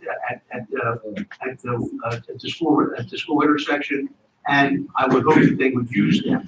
So, you know, there's some good things about this, but Dan mentioned something that was really important, and that is the speed of which you're making a decision. You can't rush into something and get it right all the time. Now, I'm not suggesting, I don't want people to walk out here saying, I think we ought to wait. I think it would take more time than this, but it doesn't mean the decision will be any different. Now, bear in mind that there's a motion on the floor that is to not pass basically the rate ordinance changes. Yes. And I would suspect that may well pass. It may not, but it may well. That puts the end of this discussion, and everybody's going to go home feeling really good about it. Except for a couple people in the room, and that's to be expected. So I just want people to understand that if you agree with somebody all the time, something's All right, I see, hold on, I see 2 people here who are waiting. Let's, it is, you know, I had said to end it at 8:30, so we have the 2 people who are online, let's have them talk, and then I will close the public meeting. I'll be very brief. My name is Tracy Dugan, and I am a realtor, and I don't live in East Goshen, but I serve. I have clients here. And I will tell you that this will affect property values. You have the highest property values in Westchester. You have the most desirable township in Westchester. You have over West Goshen always makes the magazine. over West Goshen. Over West Goshen. You have the best schools in Westchester. You have the highest rated schools in Westchester. People want to live in this area because of the way that it looks right now. And you have to remember that 90% of your revenue comes from the people. Right. And you get some of the revenue from transfer taxes. And if it takes a home an extra 90, 120 days to sell because you have this apartment complex here and traffic is horrible, then think about that will affect your revenue.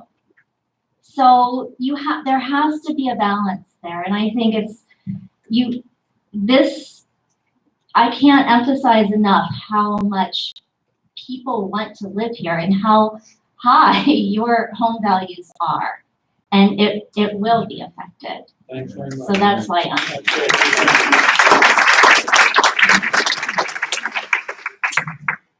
Hi, Jim Cuccinata. I live at 1342 Margaret. Okay, so I just wanted to address a couple of items. So I think, Marty, you were mentioning about this restaurant, and I just wanted to kind of address that a little bit. So a little bit of background, I work for a pharmaceutical company. We're in Fraser right now in North Wales, and actually we are moving to East Goshen. So which is great. We've decided to actually refab a building, and then we'll be bringing 1,000 people down here. Yes, absolutely. Yeah, it's great. It's great all around. One thing we never talked, and I sit on the planning board for that, something we never talked about was where are the people going to eat, right, in regards to restaurants. We decided, since we have taken on this building and refabbed it, we're going to put it in a cafeteria. I can say that I've never had anyone that I work with ever really talk about, boy, there's not enough restaurants around here. East Goshen really needs a restaurant. I think, you've got Peppermill, you've got Wawa, and you've got Westchester. And people are happy to get out of their offices and just drive a couple miles up the road and eat at some really nice restaurants. So I know you laid out a couple points on, this is an issue. I've heard that. I want to tell you that the food aspect is not an issue. What is an issue is property value. So Tracy, thanks for bringing that up. And I have to honestly tell you that I've been struggling with the decision of either adding on to my existing house as an addition, having architects out and getting prices for that. And this project has really prevented me from pulling that trigger to say, yeah, let's do it. Because I know that I don't want to put any more money into my house because this project will absolutely bring down the value of the home. And so tonight, I'm so happy to leave here and go home, and actually with a much clearer decision. Spend money. Spend money, yeah, spend money. And you can raise my taxes and I don't care. As long as it's not around.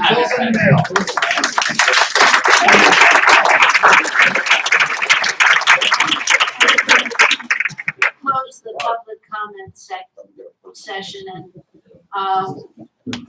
when my fellow supervisor spoke earlier, I didn't. I figured as chair I get to speak last.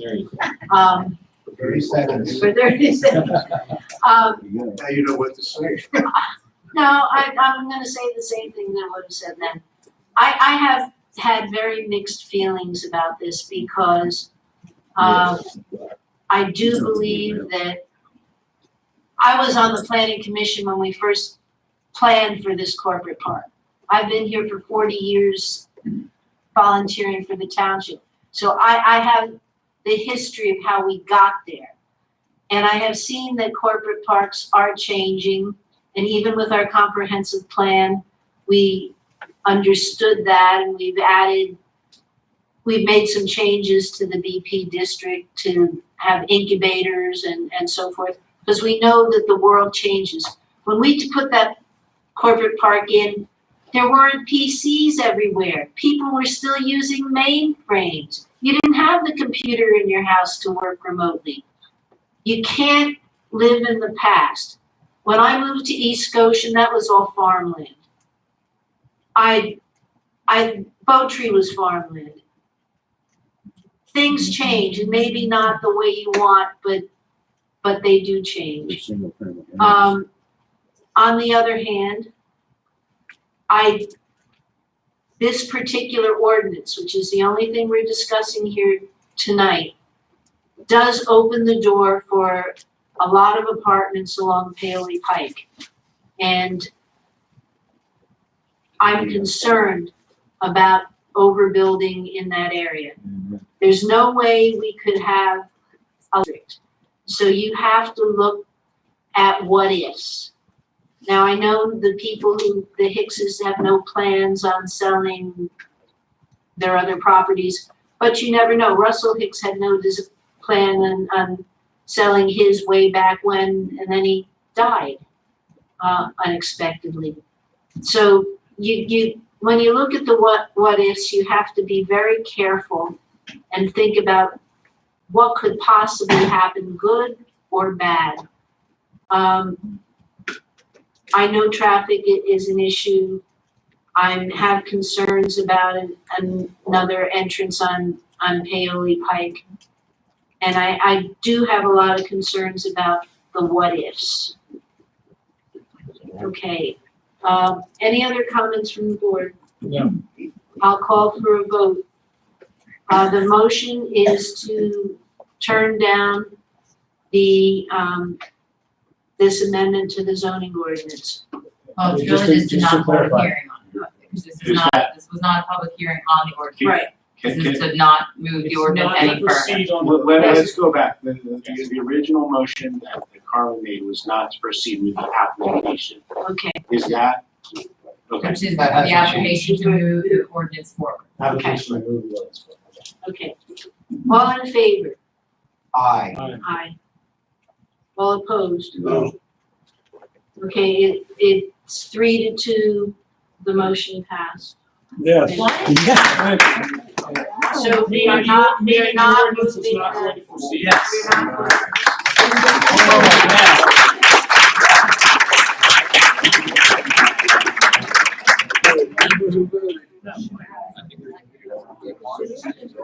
Let's move on. All right. Next, we have to go on to new business. Yes, sir. Mr. Sheriff, can we have a hand signal for the yays and nays? So we know who said yay and who said nay. So it was Carmen, Janet, and Mike were for the denial, and Marty and David were against the new business. Marty. Give her a couple minutes. Yeah. Yes, ma'am. Stick around for the rest of the meeting. We declined moving the zoning amendment to the hearing stage. Which makes any application for apartments moot. All right. You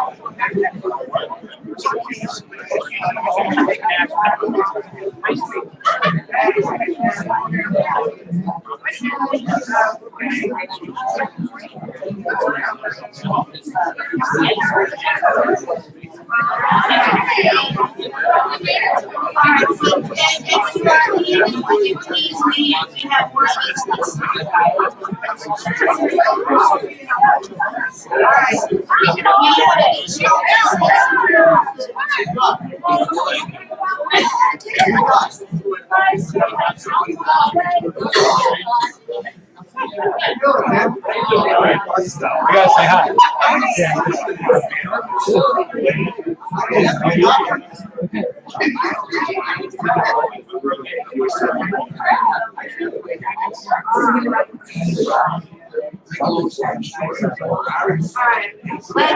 All right, people, excuse me. Good luck. Joe, come on. Anybody that hasn't left has to stay for the rest of the meeting. And then it's gonna be at least 3 hours. Close the door. Keep Joe in. Joe, you're staying.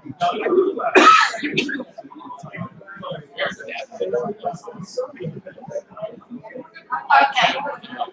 All right, we'll go on to new business. Please close the doors.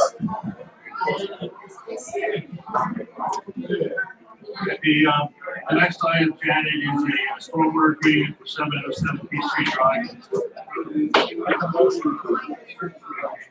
I'll make a motion to accept that stormwater management agreement. You seconded it, Mike, just seconded it. Second. Wait, that's the first one? It's the first one to Forty. authorize the chairman to execute the stormwater management for 707 Peach Tree Road. Okay, all in favor? Aye. Aye. The next is a grinder pump, agreement for 204 Line Road, it's down at, Norcroft. Move the chairman next. Second. Any comments? All in favor? Next item is recommendation from Morris to purchase a 4 machine for Public Works Department. I move these, and accept those supposed to be better. And that would be, Franklin, $11,895, and it is on, the state bid list. I'll second, but I got a question. Me too. So my question is, the old equipment is basically obsolete or was never depreciated. And was this on our CapEx budget? No, so that's the whole reason. Yeah. So there's always, every year, there's 1 or 2 things. This is one of Yeah, them. that's my point. Yeah, no, I mean, It will be. yeah, point taken. I mean, It will be. the more these things get taken off, the more we can. But you can have something not depreciated, but still put it on the CapEx budget, right? If you know you need a piece of equipment. Well, we'll go on it, it will go on it if they make the purchase. Yeah, so it'll be out. It's considered new. Yeah.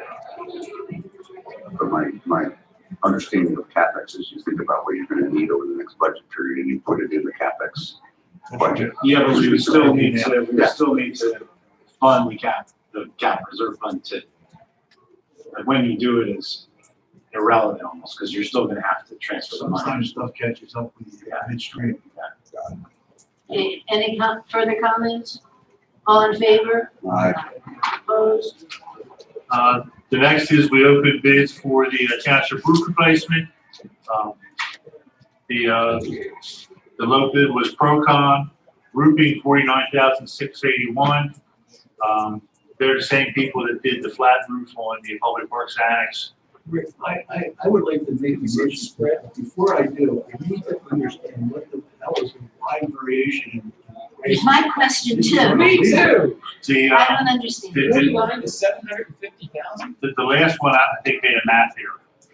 Oh, 74, 76. 15 versus 49 is still a lot. It all depends how hungry they are for work.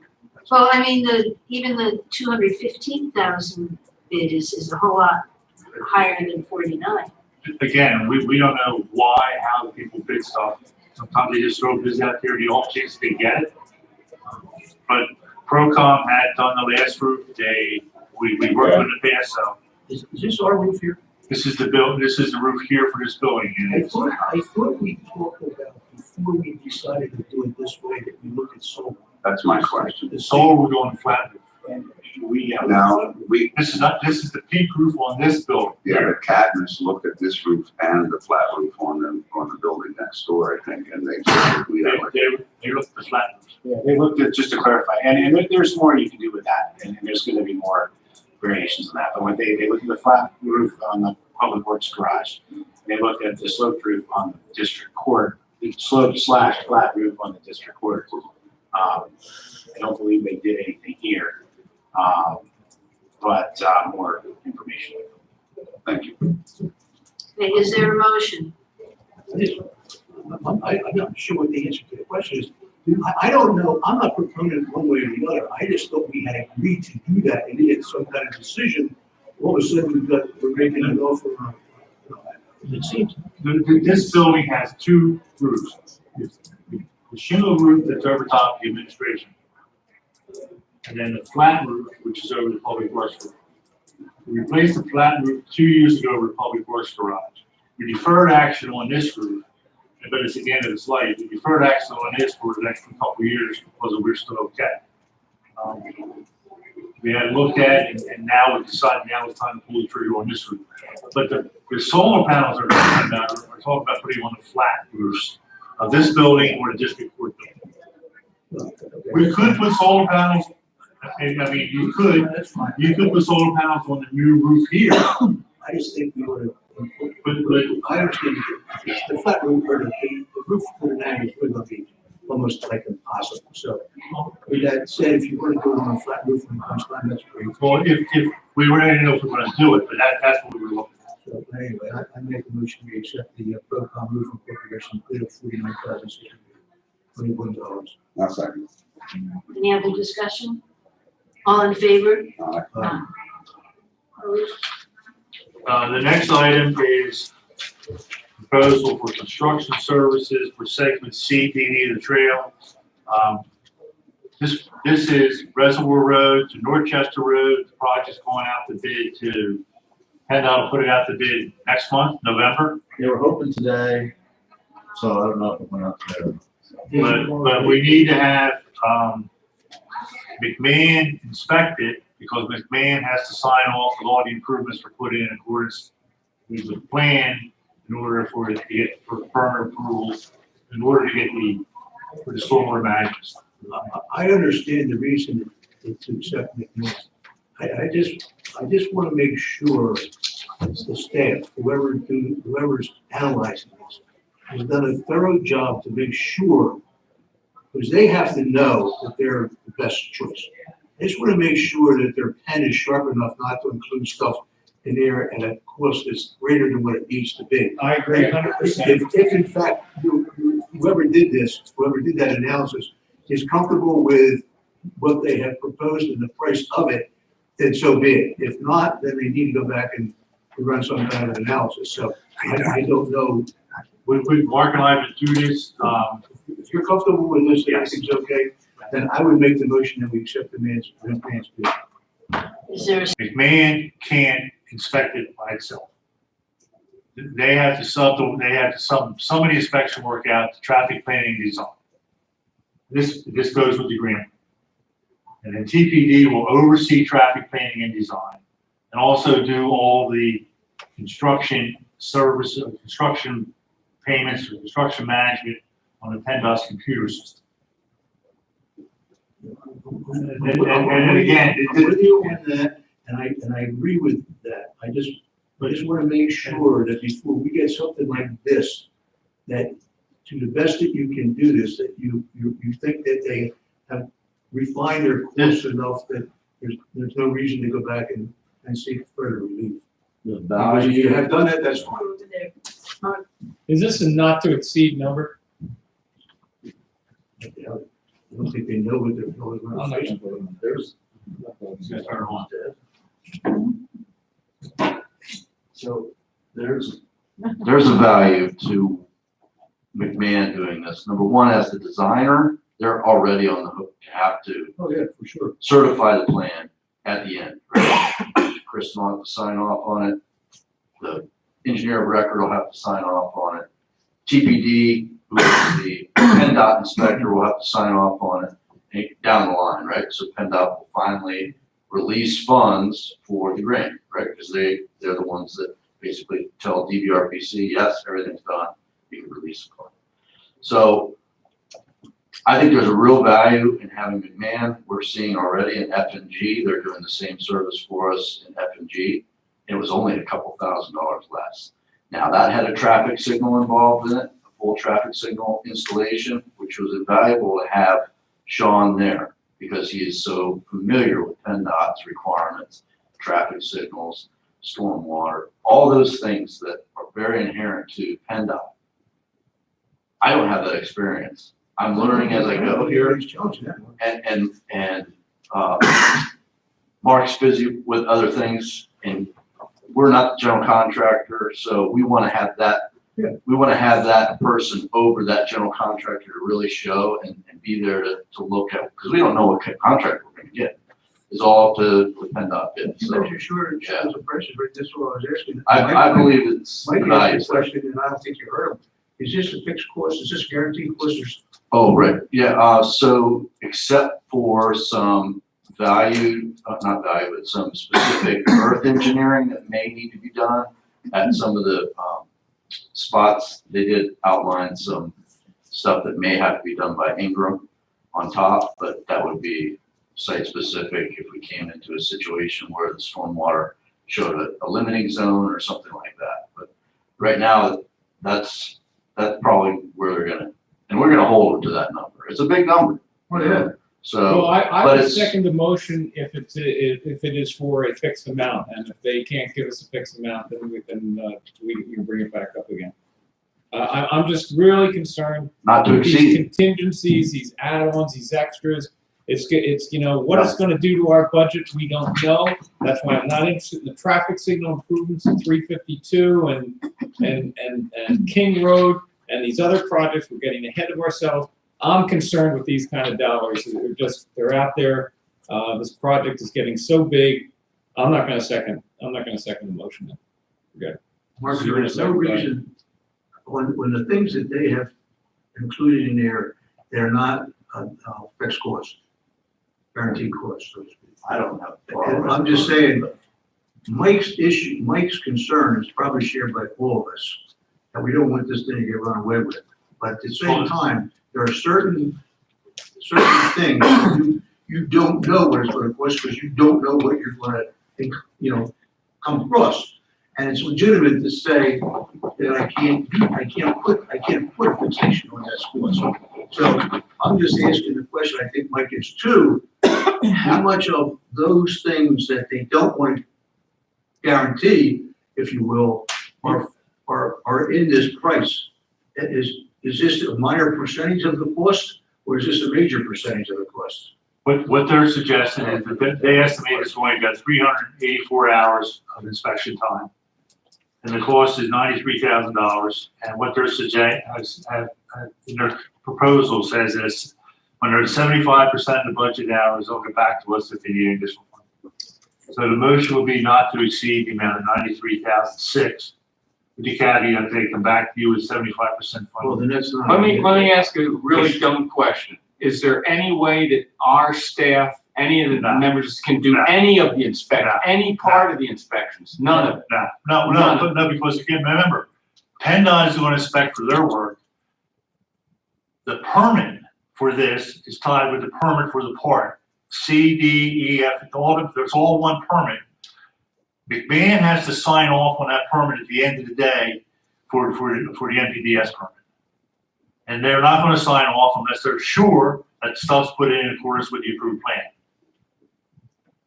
We're almost required to have man look at this and inspect. And these numbers are in the as part of the budget project. I mean, that's what we do going in. Well, that's the downside. I mean, the grant money is great, but the grant money comes with strings because the government wants to make sure that their money is not being wasted, or our money is not being wasted, because the money comes from us and everybody. I've just started to get nervous about this project. The most recent one was not this project, but the Hershey's Mill Dam Park, with an engineering cost overrun there, or redesign of whatever it was, $70,000, $60,000. I'm just nervous about these projects getting out of hand, and I'm not faulting Rick or Mark at all. I know you're doing your due diligence. I just I grew up in a world where all our fees were not to exceed fees.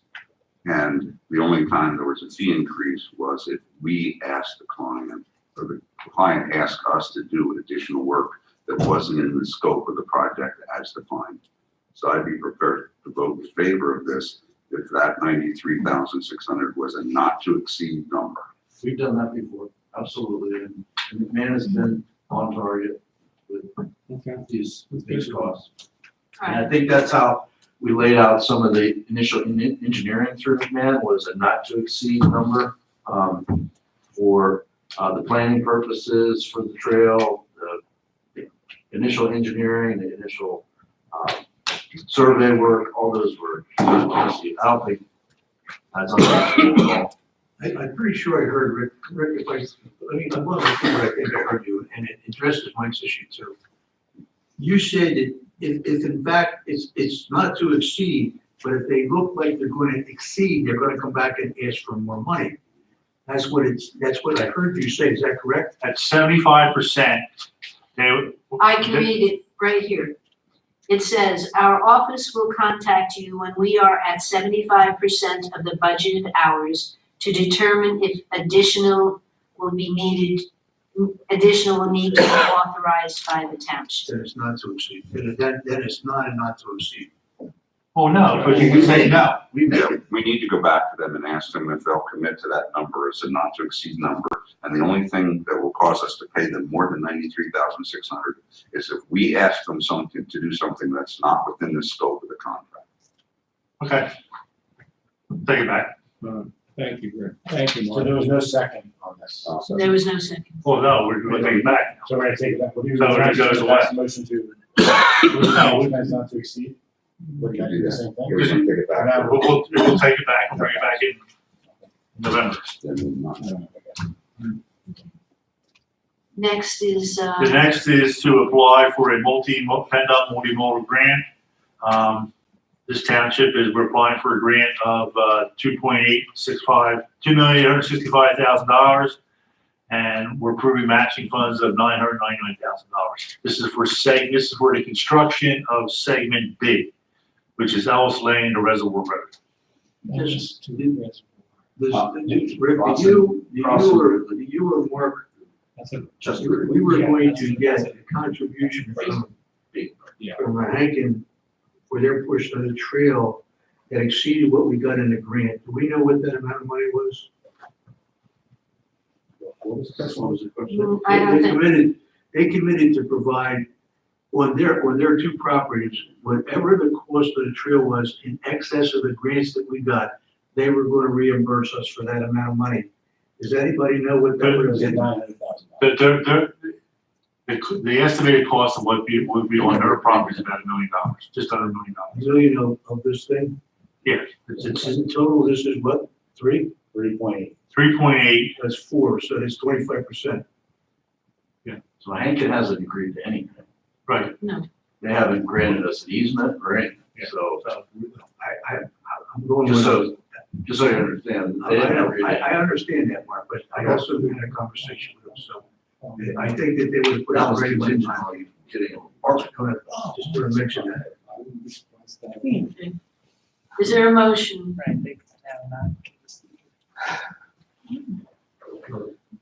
Is anyone gonna make a motion? Yeah, I do. Whatever motion is, I make. The motion is authorized application for PennDOT multimodal transfer fund grant in the amount of $2,865,000 and match, but our matching share being $999,000.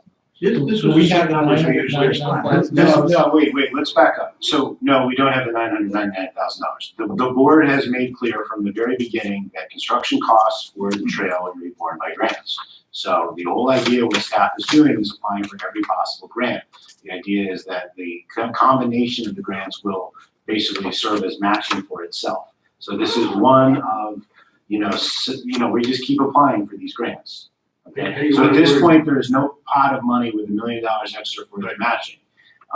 That is something that staff is working on, just as we've been working on for the whole, that's why we have all of these grants. But it sounds like a pyramid. It is, yeah, but if we had right now we're doing engineering for this. And so that shows that we are already making that commitment, right? According to Jason's sources, if we walked in there with the engineering and the right of way, we would get the rest. We would get the money for the construction. And that's because today, whatever's in the park is under construction. We're currently designing A and B. So C, D, E, F, and G are under construction. A and B are currently being engineered. We do have some construction funding for A. So the missing link is B, which is Ellis Lane to Reservoir Road. And this is a PennDOT multimodal. We're also reapplying for the federal multimodal. And I got a request. I sent a letter to a request to Mrs. Committa, to cover that you can try and get money on the state budget. So we submitted a request for 200, and the same money, we submitted a request for $2,865,000 in the state budget, and maybe we'll get money there. If there's money, if we can apply, we're applying. And I do appreciate that. We have a motion. Is there a second? I'll second. I think it's important to understand, and ask John, if John's understanding were that we were to get all that 900,000 for, in some manner, and if we're not lucky enough to get that in some manner, are we able to cover it with the bond financing? No, I mean, no, the simple answer is no. We borrow the money for the bonds for basically the engineering work, the non-hard costs for the trail. The grants are paying for, the idea is the grants are paying for the hard costs. And that's what the board has always said consistently over and over again. Township dollars are not to be used to pay for the construction as opposed to the engineering and easement stuff of the trail. Now, you know, is it possible we get to like, you know, 97% grant funded, and then we're looking at like, you know, some $125,000 that at that point, once we get to like B, construction bid for B, it's so far in the future, we'll know exactly, we'll have finished C, D, and E, we'll know exactly how much is left over, if anything. I mean, if anything, in the bond proceeds. I mean, that's something I'm watching, you know, you'll see it in the budget. You know, there's a little bit left over, but anytime something goes out to bid, it comes in higher than engineering estimates, you know, that shaves a little lot. So we're watching this as close as we can watch it. I think I'm of the opinion that because there is a time element here, that before we're done, that we would continue to try to get the grants year after year after year. It's not one and done, right? Yeah, exactly. It's a iterative process, and we have time. You know. Is this the same way that we worded it last year when we went for this grant? Yeah, basically, Jason changes the date and does a wordsmith on the words, and we resubmit it. Yeah, so it's brought up to date in regards to where we are currently with our schedules for the other segments. Including the $900,000? Well, no, that was just, we asked them what's gonna cost the wetlands, and if you back the math out, that's how. Yeah, so we've got an updated cost for McMahon, and we've got an updated project schedule showing, you know, where it is, where the rest of the project is, and how this B, segment B, is right in the middle of all this funded trail. So yeah, I mean, we get more and more competitive each time because we get farther along. I think if we get the big grant, we have to move along. This is the one that is the hardest one to reach. Yes. I mean, it's just out of our reach because one, we hadn't had a shovel in the ground. Now we do. I think it makes us much more competitive. We just found out today we didn't get the CMAQ grant that we applied for. Well, we keep applying for every single grant. Those are free, right? Just takes a little bit of time, put these together. You know, a little bit of consultant effort to help us with some costing, that type of thing. But we budgeted that. We have that money already set aside. So. Can we get a copy of the updated schedule sometime to help me get back tuned into this to where the segments are and what Sure. I know you have it and it's updated. Be helpful. I provided you a short estimate, a short schedule update on your memo there, so I can put that into. Thanks. Yeah. Right, any other discussion? All in favor? Aye. Motion is carried. There is any other matter? Two. Well, two, but one, it's another grant application. The good news is it doesn't require a match. But we need a resolution. Yeah, it does. Huh? Yeah, it does. Oh, So, Pico one? there's a Pico Going Greener grant. We got $3,000 like 5 years ago for the butterfly garden. There's a deadline on Halloween for grants of up to $10,000. I thought we'd throw in an application for the Mary Del Con, the landscaping improvements. Basically, it would take our net cost from $42,000 to $32,000. It's essentially a no-brainer to apply for, but in order to submit the application, we need a resolution basically authorizing application of to the Going Greener program. I'll make that motion to adopt the resolution to Apply for a growing, it's not a green region anymore. It's a PICO growing Growing green yeah. for $10,000. Okay, we have a motion seconded, any discussion? All in favor? Aye. Yeah. Who was gonna do that? Which is this Appointment. affiliate, the appointment. Brandon Brown? Yeah, let's see, where is Brandon's, where's his name? Brandon What's the name? Roth. Roth, it is ROTH. We, GRFF. oh, now I have. Mr. Harvard. Let me say Mr. Harvard. Turn on your. Yes, we interviewed one of our residents, Brandon Groff, earlier this evening, who has applied to join the Futurist Committee. He's a terrifically talented young man. And I would make a motion that we appoint Brandon Groff to the Futurist Committee. I'll second. I agree with Rick's comments. I think it's a very, very good choice that we make. Rick and I would ask you to get out the information, call my son. We have to vote first. Comment to Rick. All in favor? Aye. Rick, Yeah, take well, care of it. yes. All right, we will now open the floor to public comment on non-agenda items. Everybody left. No, we have not. We have an Arnie! Come Arnie. Ernie Hawson. Ernie's got long pants on tonight. His golf clubs are in the car. The shirt clubs went away, didn't they? Myrtle Beach Senate. There you go. Ernie Harkness, 1782 Jefferson Downs. I just have a question on the trail. Is there somewhere that we see, I guess a question often by some of my neighbors, how much is the trail gonna cost us in, hard cash, and how much are we getting from grants? Is that published somewhere? Yeah, I mean, we're constantly kind of refining it as we get estimates, but it's in so many places and different iterations that it's hard to point to one place. But I mean, there will be, I'll tell you what, for the budget, as part of the budget document, I'll dust that off and show it again. The reason I say this is I know I'm getting asked questions about it from some of my neighbors. Yeah.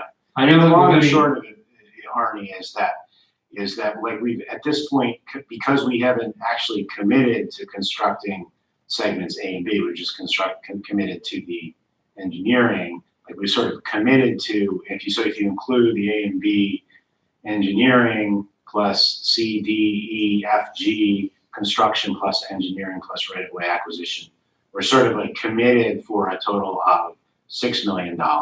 That's township money. No, Oh. that total cost, the gross Total. cost. We have, I think, $3.6 million of grants that we've secured against that. So the township is putting out, let's say, $2.5 million of its own for engineering right of way, inspection, that kind of stuff. I just. The soft costs. So But About 60% grant. We're about 40%. Okay. But that percentage will increase as we commit to doing the segments A and B construction, which would be fully grant funded. That's the biggest share. So it could get, I mean, if it's 60-40 now, let's say, it could get to, that final number could be more in like the 75 range, you know. So my point is, if I was planning this out, I mean, at some point, it might not be a hard number. If at some point you had the total project with, say, the estimated number and what you think it's going to be, I think that'd be worthwhile. I think there's gonna be a few things coming up in I'll say the next year, especially with some of the stuff with the Goshen Mill Center and what have you, and some of the stuff we suggest. The trail always seems to come up and then someone says, you know, why we spend the money for it, how much does it cost, and so forth. I have not really seen that And I'm just saying it might be helpful if we're somewhere where the residents could have access to see that, so I personally like to have that answer. Sure. An answer that's somewhat close. Yeah, the best place to look right now would probably be the Paley Pike Trail Master Plan. There is an outline of costs there. The estimated costs Okay. done is a couple years old. Yeah. But we're continuing to learn, and costs continuing to go up. And we will have a very good indicator after this bid comes in for CDME. So that comes in, we're gonna have a real good idea of what trail costs really are out there. So my point is maybe now's the time to maybe dust that off and put it in presentable fashion, so that 5 weeks from today or tomorrow, depending on when the bid goes in the paper. And we will have a bid opening here at the township building. We'll know the lowest bidder, the qualified lowest bidder that day. So, Okay. November 15th, right here, this report. John, No, down at Penn So I think it's a Dot. good question, because it'd be great for all of us to be on the same page and see the same kind of numbers. I mean, it's all can be teased out. I have to do some information. drawing. Yeah, I know. I was thinking, John, that for ease of, I realize it changes, but at some point, we had estimated back in the beginning that we had the $8,000, or $8 million worth of bond funding, which was really 4 projects to park, and the 2 dams, and this, and then on top of that, we were gonna pony up some of our own money on top of the grants. I forget what that was, so that's the best way to do it, and then let out, based on the best information you have, what the hell the grants are gonna amount to. That's gonna give you exactly what you need. I'm not sure, maybe I'm not asking for really as sharp as pencils you're talking. No, that's what But I think what I'm hearing today is that the total trail is gonna cost us about $6 million, of which about 60% is covered by Well, bonds. that's right now, the problem is. I'm sorry, grants, excuse me, it's probably grant. And I understand that that's gonna move, because things move, but as we sit today, it's roughly in the $6 million range, of which 60% will go up. Commit to the segments. 60% right now. Okay, and when you say the number go up, it's the number that is covered by grants will go up. Not the 6 million. Both the numerator and the denominator. Okay. Yes, because the cost of segment B in particular is really expensive. Okay. That will be, as the board has instructed us, that will be all, the objective is that that's all grant funded. Okay. We're gonna do our darndest to make sure. The problem is, the longer it takes, the more it goes up. Well, you've really helped me make it clear now. Thank you very much, I appreciate it. Come back next year, we'll have a better number for you. Couple of pie charts. Alright. Any other public comment? Okay, no liaison reports. I didn't see any correspondence, no correspondence. I'll make a motion to adjourn. All in favor? Aye. Motion is adjourned. Did we formally adopt the Joanne's resolution for Joanne? You did that? I don't remember. What else did you? You announced it. Anybody want to vote on it? No. I just wanted to make sure you got the street permit. Why don't we go? Yeah. Okay, before we adjourn, we'll make, alright, is there a I'll make a motion? motion to adopt the resolution 2019 number 98. The resolution recognizing November 7, 2019 as Joanne Morgan Day in East Scotia Township. I'll second. All in favor? Aye. Okay, now we can adjourn. I have just got